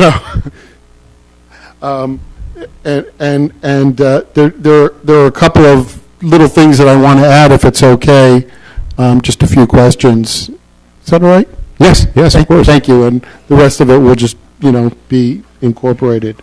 And one of the things I want to ask, I'm not sure, I guess the manager or the planner, whether or not the criteria which seems to be so important to the applicant and to council, which is what their understanding of state law is, that, well, you vacate a road and they've got their half, so the other people should get their half. Is that one of the criteria and standards you've considered? Mr. Mayor, that's a legal question. The planner is not qualified to give a legal opinion, and I would instruct you to ask the objector's attorney to move on to another question. Okay. Mr. Rowland, if we can move on to another question. I will be happy. Advice of our attorney, thank you. I just want to make the point that it appears everyone's considering it, and I do believe that, I don't know if that's proper or not, because I don't think the standards are set forth there or in state law as a standard. Mayor, I have a question, and that is, did you ask the other council people to attend the planning and zoning meeting? No, I think that the day that there was a meeting and I said there's an important item coming up and it would be good for us to be there and watch what's going on. But I was referring to the rezoning or whatever, the comp plan amendment. That's what more was the item that I thought everyone should be present to listen. But I'm saying, is that a communication you had with them? From the day as during the meeting. I don't know. I wasn't here. I just wanted to find out. And then I had two questions for staff, which is, did tonight's notice appear in the January 26 neighbors? I would have to check exactly the date, and I'll get that to you. I know it appeared when it was supposed to appear 10 days or more prior. Okay, that was my question. Is the notice for today's meeting on the bulletin board? I don't know what you mean by a There's bulletin a bulletin board. board downstairs for posting of notices. Perhaps we should, Mr. Attorney, can we save a lot of time here? It's a lot Can we just, one second, Mr. Rowland, can we just ask a question where the notice is complied with? I mean, well, actually, we've already established that they're complied with. We're going to go through the same thing over again. If there's actually, Mayor, it's a yes or no question, and it would be much simpler to have them say yes or no than. The meeting is. I understand, but the bulletin board. It's not on the bulletin board. It's on the outside leaderboard. It's on the website. It's in two places on the website, and the notices went into the. But I think it seems like we're trying to get into a technical. If there's something you know, please tell us. I mean. No. Then the last question. I object to the relevancy. There has nothing been established that the bulletin board is a criteria. Yeah, exactly. There you go. Well, Mr. Mayor, if I may, excuse me, Stanley, we have met and or exceeded the criteria for this process. So that's the yes or no question. Okay, thank you. Okay, and then the last question I had for Ms. Laban is, ma'am, how frequently do ambulances that truly have emergencies where they need to get in and out quickly, how often does that happen at the nursing facility? Currently, we have several residents in the hospital. I would say 5 or 6 times a month, 5, maybe up to 10 times a month, depending on the acuity of the patients. Right now, the residents are getting discharged from the hospital much sooner because of all of our new health regulations. So we're getting sicker residents that require a lot more care, and we're seeing that they go out to the hospital a lot more frequently because they're discharged a little early. Okay, I don't have any more. Thank you. Okay, thank you. Okay. Mr. Price, anything you want to rebut? I'll give you an opportunity, and one more for the objectors, and if they want. Just very clearly, okay. They can utilize the area that was given to them by the city as a dedicated roadway access. They can have 5 accesses along that road. They've elected not to do so. And their argument, if you take it to its logical conclusion, is that 3/4 of the road should be given to them and 1/4 of the road should be given to us. And that is not what the statute provides, and they have made that election. Thank you. Mr. Mayor, I also want to put something on the record so that we're clear. Sure. On Mr. Price's point that this matter is not a Jennings issue, that it's legislative, I respectfully disagree, because the vacation is directly linked to the site plan application, so it really falls under Jennings. Secondly, I do agree with Mr. Price's analysis from a legal perspective under the Florida statute. You all have a lot of discretion to vacate and abandon a road, and there's just basically a test of, number one, whether or not the city needs the property, and number two, does it serve a public purpose? And I think that the record is clear that that it satisfies those two conditions. Furthermore, I have really a big problem as to how the city was able to vacate only half of the road back whenever this happened. Under Florida law, you either vacate your easement on the road completely or you don't. There is no such animal as vacating half of the road. So effectively, when the city decided that it didn't need the property 20 or 30 or 40 years ago, effectively that became an implied vacation by operation of law. Secondly, whether or not this particular owner, the nursing home, does or does not need that particular access road really is really not an issue before you. Because if you deem that road to no longer be necessary for the city's purposes and the city's use, you can choose to vacate it, just like you vacated half of the road a number of years ago. So I think that the access issue had more to do with the site plan application and not with the vacation. So I think that there's sufficient evidence on the record to justify vacating the remaining side of the road under Florida law, and that's really what governs. Whether you have an ordinance or not, that's really besides the point. Okay. Thank you for that, Councilwoman. If I understood what you just said, Mr. Smith, that prior council, when they made the decision to vacate the road, already made the determination that that road was not necessary for the city's traffic pattern or city's use. Right. That is the test that is required to vacate a road. And so if the prior city council if assuming that it was done by an ordinance or resolution by the city, then they've already made the requisite findings to vacate this road. They made that finding back then, and what should have happened by operation of law is that 50% goes to one property owner and the other 50% goes to the property owner across the street. That's what should have happened if you followed Florida law. It didn't. Unfortunately, the city at that time only vacated half of the property. But it should have vacated both sides. There is no such thing as vacating half of the property. You either need the easement or you don't need it. And the decision for us is whether the road serves a public purpose. If you believe, based on the testimony and the record, that it no longer serves a public purpose, then you can choose to vacate the remaining half. Okay. Staff, do you believe that that remaining half of the road no longer serves a public purpose? Yes, we strongly believe that. Thank if you look at that diagonal street, it's the only one of its kind. It's not needed there. We have the rest of the street. Yes or no would be good. Thank you. Okay. Anyone else? Nobody else? Okay. Once again, it's clear that the record and the obvious facts of knowing this street, that this is no longer needed. So I'm in favor of vacation of this road. Madam Clerk, you want to take the roll call vote? Councilwoman Kramer? Yes. Vice Mayor Martell? Yes. Councilman Pierre? Councilwoman Smith? Yes. Councilwoman Spiegel? Yes. Councilman DeFilippo? Yes, ma'am. Mayor Vallejo? Yes. The item passes 6-0. Thank you very much. Okay, let's, our last piece of legislation is ordinance 2015-4, if anyone wants to make a motion. Move to introduce item 15.3, ordinance 2015-4. First reading. Sorry. Second.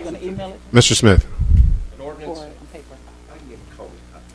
An ordinance of the Mayor and City Council of the City of North Miami Beach, Florida, adopting an amendment to the Water Supply Facilities Work Plan and amending the City of North Miami Beach's comprehensive plan, strengthening coordination between water supply and local land use planning, amending text contained in the future land use, infrastructure, conservation, intergovernmental coordination, and capital improvement elements, providing for certified copies of this ordinance and comprehensive plan to the Florida Department of Economic Opportunity and all other units of local government or governmental agencies as required under Chapter 163, Part 2 of Florida statutes, providing for adoption pursuant to Section 163.3184 Florida statutes, providing for inclusion in the City of North Miami Beach's comprehensive plan, providing for repeal of conflicts, providing for severability, and an effective date. This is a first reading. Move to approve. Okay, I got motion here. You want Second. Okay, second here, perfect. Okay, moved and seconded.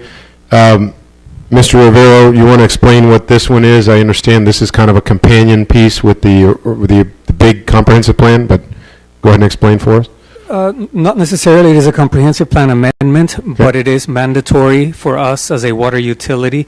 In this case, the applicant is the City of North Miami Beach. As the owners of a water utility, we have to prepare a 10-year water supply facilities work plan under the South Florida Water Management District's Lower East Coast Water Supply Plan Update. Once prepared by the city's consultant, MWH Global, the city needs to incorporate it and implement it via the city's comprehensive plan. Therefore, it requires 2 readings. This gets done, even though it's a 10-year water supply plan, we update it every 5 years. The first time we were required to do it was in 2008. Now it's a little delayed because we go after South Florida Water Management, and they have completed their water supply update, and now it's our turn to do our part as a water utility. Okay. Thank you for that. Let me open up the floor for public comment if anyone wishes to comment on this particular ordinance, first reading. None. Seeing none, okay. Public comments closed. Any questions from the dais? Councilwoman Spiegel. Dr. Ahn, come on. I tried reading this on the disc, then I tried reading it here. You're satisfied that this is what we need to do to continue to maintain our water plant, deliver water, and meet the needs of our residents and our customers? Yes. Okay. Nothing. I like those kind of answers. Okay. Other question, and I don't know who answers this one. When I read through this, it is the report. How does it get integrated into the comp plan? Or where does it get integrated into the comp plan? It's basically the goals, objectives, and policies. There's slight editing to the goals, objectives, and policies to reflect the updated report. Other than that, it's by reference. Thank you. Any other questions? Okay, none. Madam Clerk, roll call vote. Vice Mayor Martell? Yes. Councilman Pierre? Councilwoman Smith? Yes. Councilwoman Spiegel? Yes. Councilman DeFilippo? Yes. Councilwoman Kramer? Yes. Mayor Valle? Yes. The item passes 6-0 on first reading. Okay. That's the end of our legislation. And before we go to our executive session, let me go ahead and just have Madam Clerk take the reports. That way when we come back, it's just merely to adjourn the meeting. Okay. Councilman DeFilippo? Yes, good evening, residents, city staff, everyone here with us tonight. I'd like to thank you all for coming out this evening. As you can see, we're moving this city forward. Every day, step by step, new things are being done moving North Miami Beach in a positive direction. We had great success last week in Tallahassee as we went up there looking for appropriations. We have submitted our packages in a timely manner. We have made great ties with our delegates in Tallahassee, as well as meeting with them here locally. And we look forward to being able to deliver to the residents of this city again this year more appropriations for many projects that we are submitting for, as our city manager described in her report today, with the water project, with our Fulford Fountain, and some FERDAPs that we have. So please be patient, stay tuned, and we will have some more positive information coming your way. That being said, I will leave most of the introduction to the Health Heart Walk to my colleague, Beth Spiegel, but the Chamber of Commerce will be also having their health and wellness fair together that day, and we encourage everybody to come out. There's going to be many, many booths that will be able to provide you with services, information, and we encourage any business that would like to get involved to please call the Chamber of Commerce. If you would like to have a booth and you would like to be present and participate, please call 305-944-8500, and we can have those accommodations met for you. Thank you very much. Have a good evening. Be safe. Be well. Thank you. Councilwoman Kramer. Good evening, everybody. Just a few brief mentions. I want to wish a very happy 4th anniversary to my colleague, Vice Mayor Marlon Martel, and her husband, Steve. I want to once again thank Detective Camacho for his amazing work. He is constantly being recognized for all the great things he does for our community, and we really appreciate his service here and his due diligence, catching all the bad guys, getting them off the street. Maybe women, too. I have no idea. And, of course, my heart goes out to Detective Cora Mann, who did lose her son this past week, very untimely, just 22 years old. I think it rocked all of us in the city of North Miami Beach and outside of the city of North Miami Beach. And just, we all need to be there for her, be strong. We leave the funeral home, we all go back to our lives, but someone in our community is hurting deeply, and we have to remember that for many days to come. And with that, I'd just like to say good night and be well. Vice Mayor Martel. Good evening, everyone. This weekend, again, I will be on Saturday, February 7th at Ulita Community Center to meet with our residents. I will be there from 1 to 2. Of course, if a resident comes in a little later, I stay for them. So the time, the ending time is not important, to be honest. I just will be there regardless. The address is 386 Northeast 169th Street. That is this Saturday at the Ulita Community Center. On Sunday, I will be here at the Yes Center, again between 1 and 2, and it's downstairs in the Yes Center, 17051 Northeast 19th Avenue. So once again, my community meetings are this weekend. The last two that I will be at is this Saturday and this Sunday, but like always, I am just a phone call away, so you can contact our city manager's office and leave a message, and not only myself, but my colleagues will also can be reached at that number as well, at 305-948-2900. The other thing that I wanted to mention was Officer Camacho. To me, he's like a little whirlwind. Every time that there's some kind of award to be given, he's in the midst of it. So, Chief, we're very lucky to have him, and I am so grateful that he continues to get awards, because obviously he's one of these people that just is a magnet to be able to deflect all these crimes. So we're very grateful to have him on the team, as well as many other great officers that we have. To my husband, you are just the best thing on earth. It is our 40th year, 40th, I wish. It is our 4th year, yes I do actually. It is our 4th year anniversary, and I have to admit that I forgot. So ladies, yeah. Wait a minute. Girl code. It gets even worse. He came home with a card, flowers, and cake. So, needless to say, I am terrible. I am really terrible about dates, but he knows how much I love him, and I do love him dearly, and I do hope that we make not only 4, but 40. I look forward to every single step of the way with him, so thank you, Steve, for being there for me. Last thing that I wanted to mention, which is a very difficult situation, it's what we've been going through for couple of days now. Detective Cora Mann last week had to go to the hospital with her son, and unfortunately, just today he was buried. And it's one of those situations where there are no words to express the sorrow of when you lose a child. Even if you don't know the child, it's just the fact that a mom has to bury their child that makes it very difficult. But I got to tell you something. She is so amazing. She is so strong. And she came to me and said, the only thing I ask is for your prayers.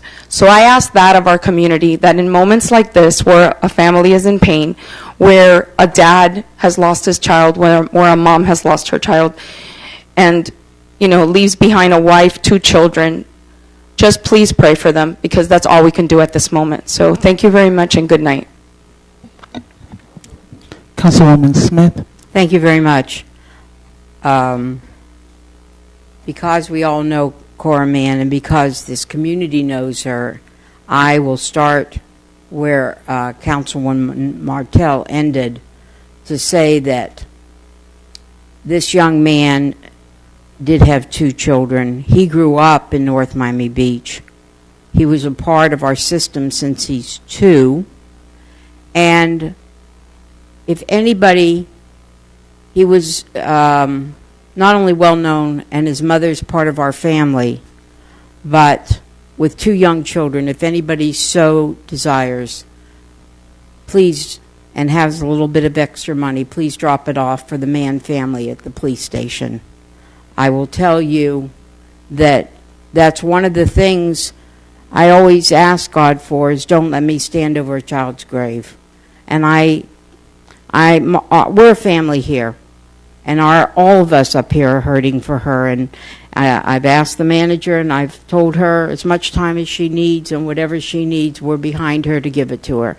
And with that, I hope that she'll always know our prayers are with her, and our hope is that the memory will become something that she can cherish instead of sit there with heartache.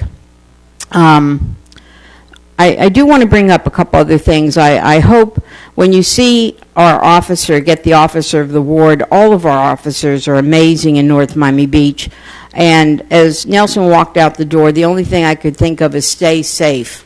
Because we don't recognize on our day-to-day life, really, that there are a lot of people that in one instance they're here, in one instance they're gone, and when it hits reality. So with each and every one of our police officers, with the officer that did so much last month for our city, we just want you to stay safe. I want to make one other comment on the fire rescue. They did a lot of large things, and that's why we recognize them. But in our municipality where we live in Eastern Shores, we hear day to day about the rescue. How the little girl didn't feel good and they took her to the rescue squad. How the man's blood pressure was up and he went there to check it.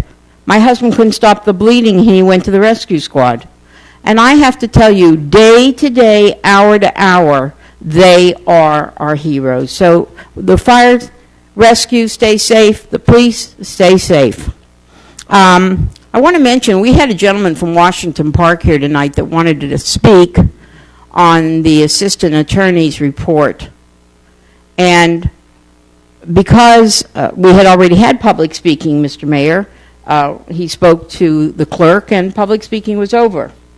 But if anybody out there heard the report and has a comment for North Miami Beach, that you think we need to see, we need to do, we need to be aware of, the manager's door is open.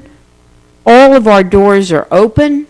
We sat there, Councilwoman Spiegel and the mayor and I happened to be at the meeting, but we all have an open door to any suggestions you have to make this something that's a best city for every one of our residents. Everyone. And I would also like to remind everybody that because of the hard work of our staff and because of the diligence of never letting go, we're going to turn a piece of blight we've had in North Miami Beach into a piece of beauty. And we're going to take something that was useless and give our residents something to enjoy. So, yes, there are two sides to every coin. But when you flip this coin, the winner came out, the city of North Miami Beach. The last thing is I want Councilwoman Martell to watch what she wishes for, married 49 years this year. And I will be at the Love-In. We have a wonderful Love-In when the city manager talks about what a great event it is. I am telling you, it's 5-star. And I've been to some 5-star events. And you get an opportunity to marry your spouse again, and somehow my husband always rooks me into that. I don't know. Maybe this year I'll have to hesitate. But I have to tell you, I'm very blessed, very lucky, and my husband and I will be there for the Love-In because we do love each other. And thank you again. And good night, everybody. Be safe. See you in 2 weeks, and please keep the Mann family in your prayers. Councilwoman Spiegel. Thank you. I'm going to start with the Heart Health Walk. I want to remind people how important this is. I went on the web today just to make sure it's still the same statistic, and heart disease kills more women in this country than anything else. Kills more women than cancer, than any other disease. And so this Heart Health Walk grew out of the Commission on the Status of Women. It's to raise awareness. But you know what? Heart disease kills more Americans than most other diseases. I'm not totally sure about men, but it's way up there for men too. So it's really, really important. This is our way of saying to you, come on out, get healthy. It's a 2.6-mile walk, but don't be intimidated because it is easy walking. It's level, and it's beautiful. Staff, the city, we've done a great job of cleaning up Snake Creek Canal, and if you come out and walk, you're going to be amazed at what a great resource this is in the middle of our city. So it's Saturday, February 28th. It will open at 8. There are going to be booths, vendors, the chamber is joining with their health fair. There will be all sorts of providers. There will be testing done. There will be information about heart disease, recognizing the signs. But there will also be vendors. There'll be fun. There'll be food. There'll be people there to help you get warmed up and get into the mood and get ready to walk. If you don't want to walk, come for the health fair part of it, but come on Saturday, February 28th. We are also, and I have been shamelessly pitching corporate sponsors for this, and so if you want to be a corporate sponsor for the Heart Health Walk, you can contact Paulette Murphy at 305-948-2957. If you can't reach her, call the manager's office, 305-948-2900. I want to give a huge shout out already. VCM and Alan Mackin stepped up to the plate again this year. They were our first ever corporate sponsor. They're back on board. Deezer Group is on board this year. They're a corporate sponsor. RMA is a corporate sponsor this year, and we're looking towards having a huge, wonderful Heart Health Walk to get you all out, get you started walking, get you to fall in love with our city and our Snake Creek Canal. So, February 28th, mark it on your calendar. Recycling is tomorrow. One of our residents wrote to me and said, recycling used to be on the calendar, it's not there anymore, but when I looked on the calendar, it's there today. So if it got deleted from some other place in the system, Patrick, if you're listening, or who's ever responsible for putting it back into the system, put it back in, but tomorrow's recycling. Next Monday at 6 o'clock is P&Z, and 7 o'clock is the Commission on the Status of Women. We're always looking for good women to join, so if you're interested, again, Paulette's number, the manager's number, or the clerk's 787-6001. Okay, thank you. We're looking for those members. I'm joining the rest of my colleagues in sending my heartfelt sympathies to Cora Mann and her family. I just want to say, not only, well, we have an amazing police department for so many reasons, but at the viewing yesterday, at the event yesterday evening, and today, I don't think that you could have a better supportive family than Cora has in our police department, and it was just wonderful to see. And although one should never really find silver linings at funerals, Reverend Marta Burke, it was wonderful to see you back home today. We miss you. Happy Valentine's Day to my Valentine, and we're going to be at the Love-In this year. It's a great event, and we're only coming up on 27 years, so I'm in second place up here. Babies. Thanks, and have a good 2 weeks. Mr. Mayor, before you start, could I just... Go ahead. I just want to make sure that I don't forget my granddaughter. Her birthday's next week, and she's going to be 6. Happy birthday. That's all right. That's all right. I already know the drill. We got to get the last minute things. We're here. Go. And my son Kevin's going to be 21 next Monday. My love, happy birthday. Oh. Mayor Valle. Thank you. All right. I'll be brief. I only have about 15 minutes of announcements. First of all, happy anniversary, Marlon and Steve. Congratulations. Yes, but I'm not going to go there again. A couple of quick announcements. This Sunday, 12 p.m., Mishcon Park, North Miami Beach, Little League, opening day. Wonderful day. See all the kids out there. Please come out. It's a great event. And I'm looking forward to the opening of the ribbon cutting of the newly redesigned Ulita Playground on February 10th. And then a week later, the morning of our next council meeting, the Columbia Park. Afternoon, for Columbia Park. And let's see, what other one? Thank you, Councilwoman Spiegel, for your efforts and diligence with the Heart Health Walk. That is turning into, it's a great event. It's going to be just a blowout event this year. It's going to be awesome. Thank you for spearheading that, and for Parks and Rec and everyone else that's involved in putting that together, because I know it's not an easy thing to do with all the different stations and everything else. I also want to say thank you to all my colleagues here, and I want to just say something to everyone who may still be at this hour listening. But I want to just get that on the record. Today was another very fine example of your city leadership not falling for last-minute objections and obstructionist, I hate to say nonsense, but nonsense at the last minute, trying to derail progress in the city that's good for everyone here. So I want to say to my colleagues, guys, thank you so much, because sometimes that stuff sounds good, until you drill down and you realize that it's just a bunch of anecdotal stuff that has nothing to do with what the facts are. And we showed it today. Our residents, our city is going to be the big winner again by doing this and approving this project. It's going to be the spark that lights the fire of rejuvenating all of 19th Avenue. So I'm very, very happy about that. Last thing, I'm going to echo my colleagues on Detective Camacho. Just unbelievable work. I mean, not just this, but unbelievable work every single day. So thank you for what you do for this community. And finally, Detective Mann, again, my heartfelt condolences, along with everybody up here, and I'm sure everyone echoing everyone's concerns throughout the city. Our prayers will be with you.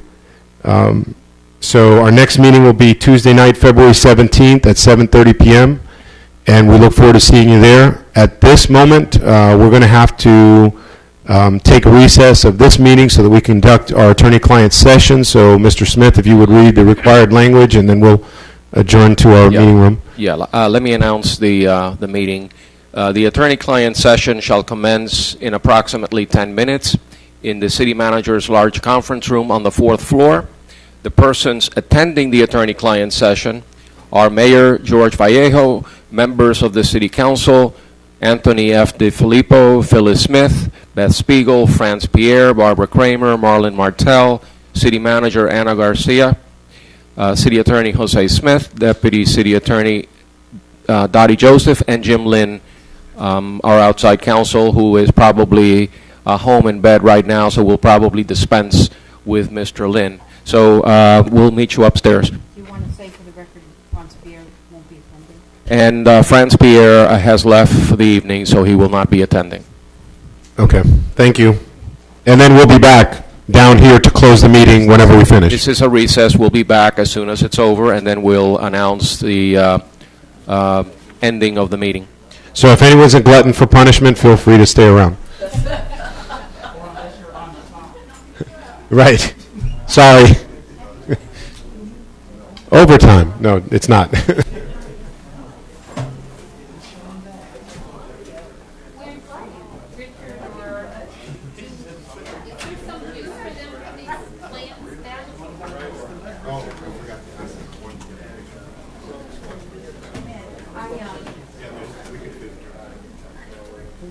Oh, but he announced it. Actually, I don't think it matters. Oh, I'm sorry. Mayor Vallejo, how are you?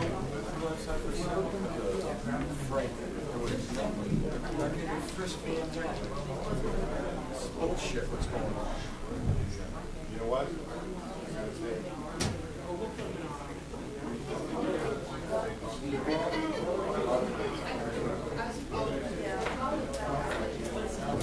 But let us get through our meeting stuff here.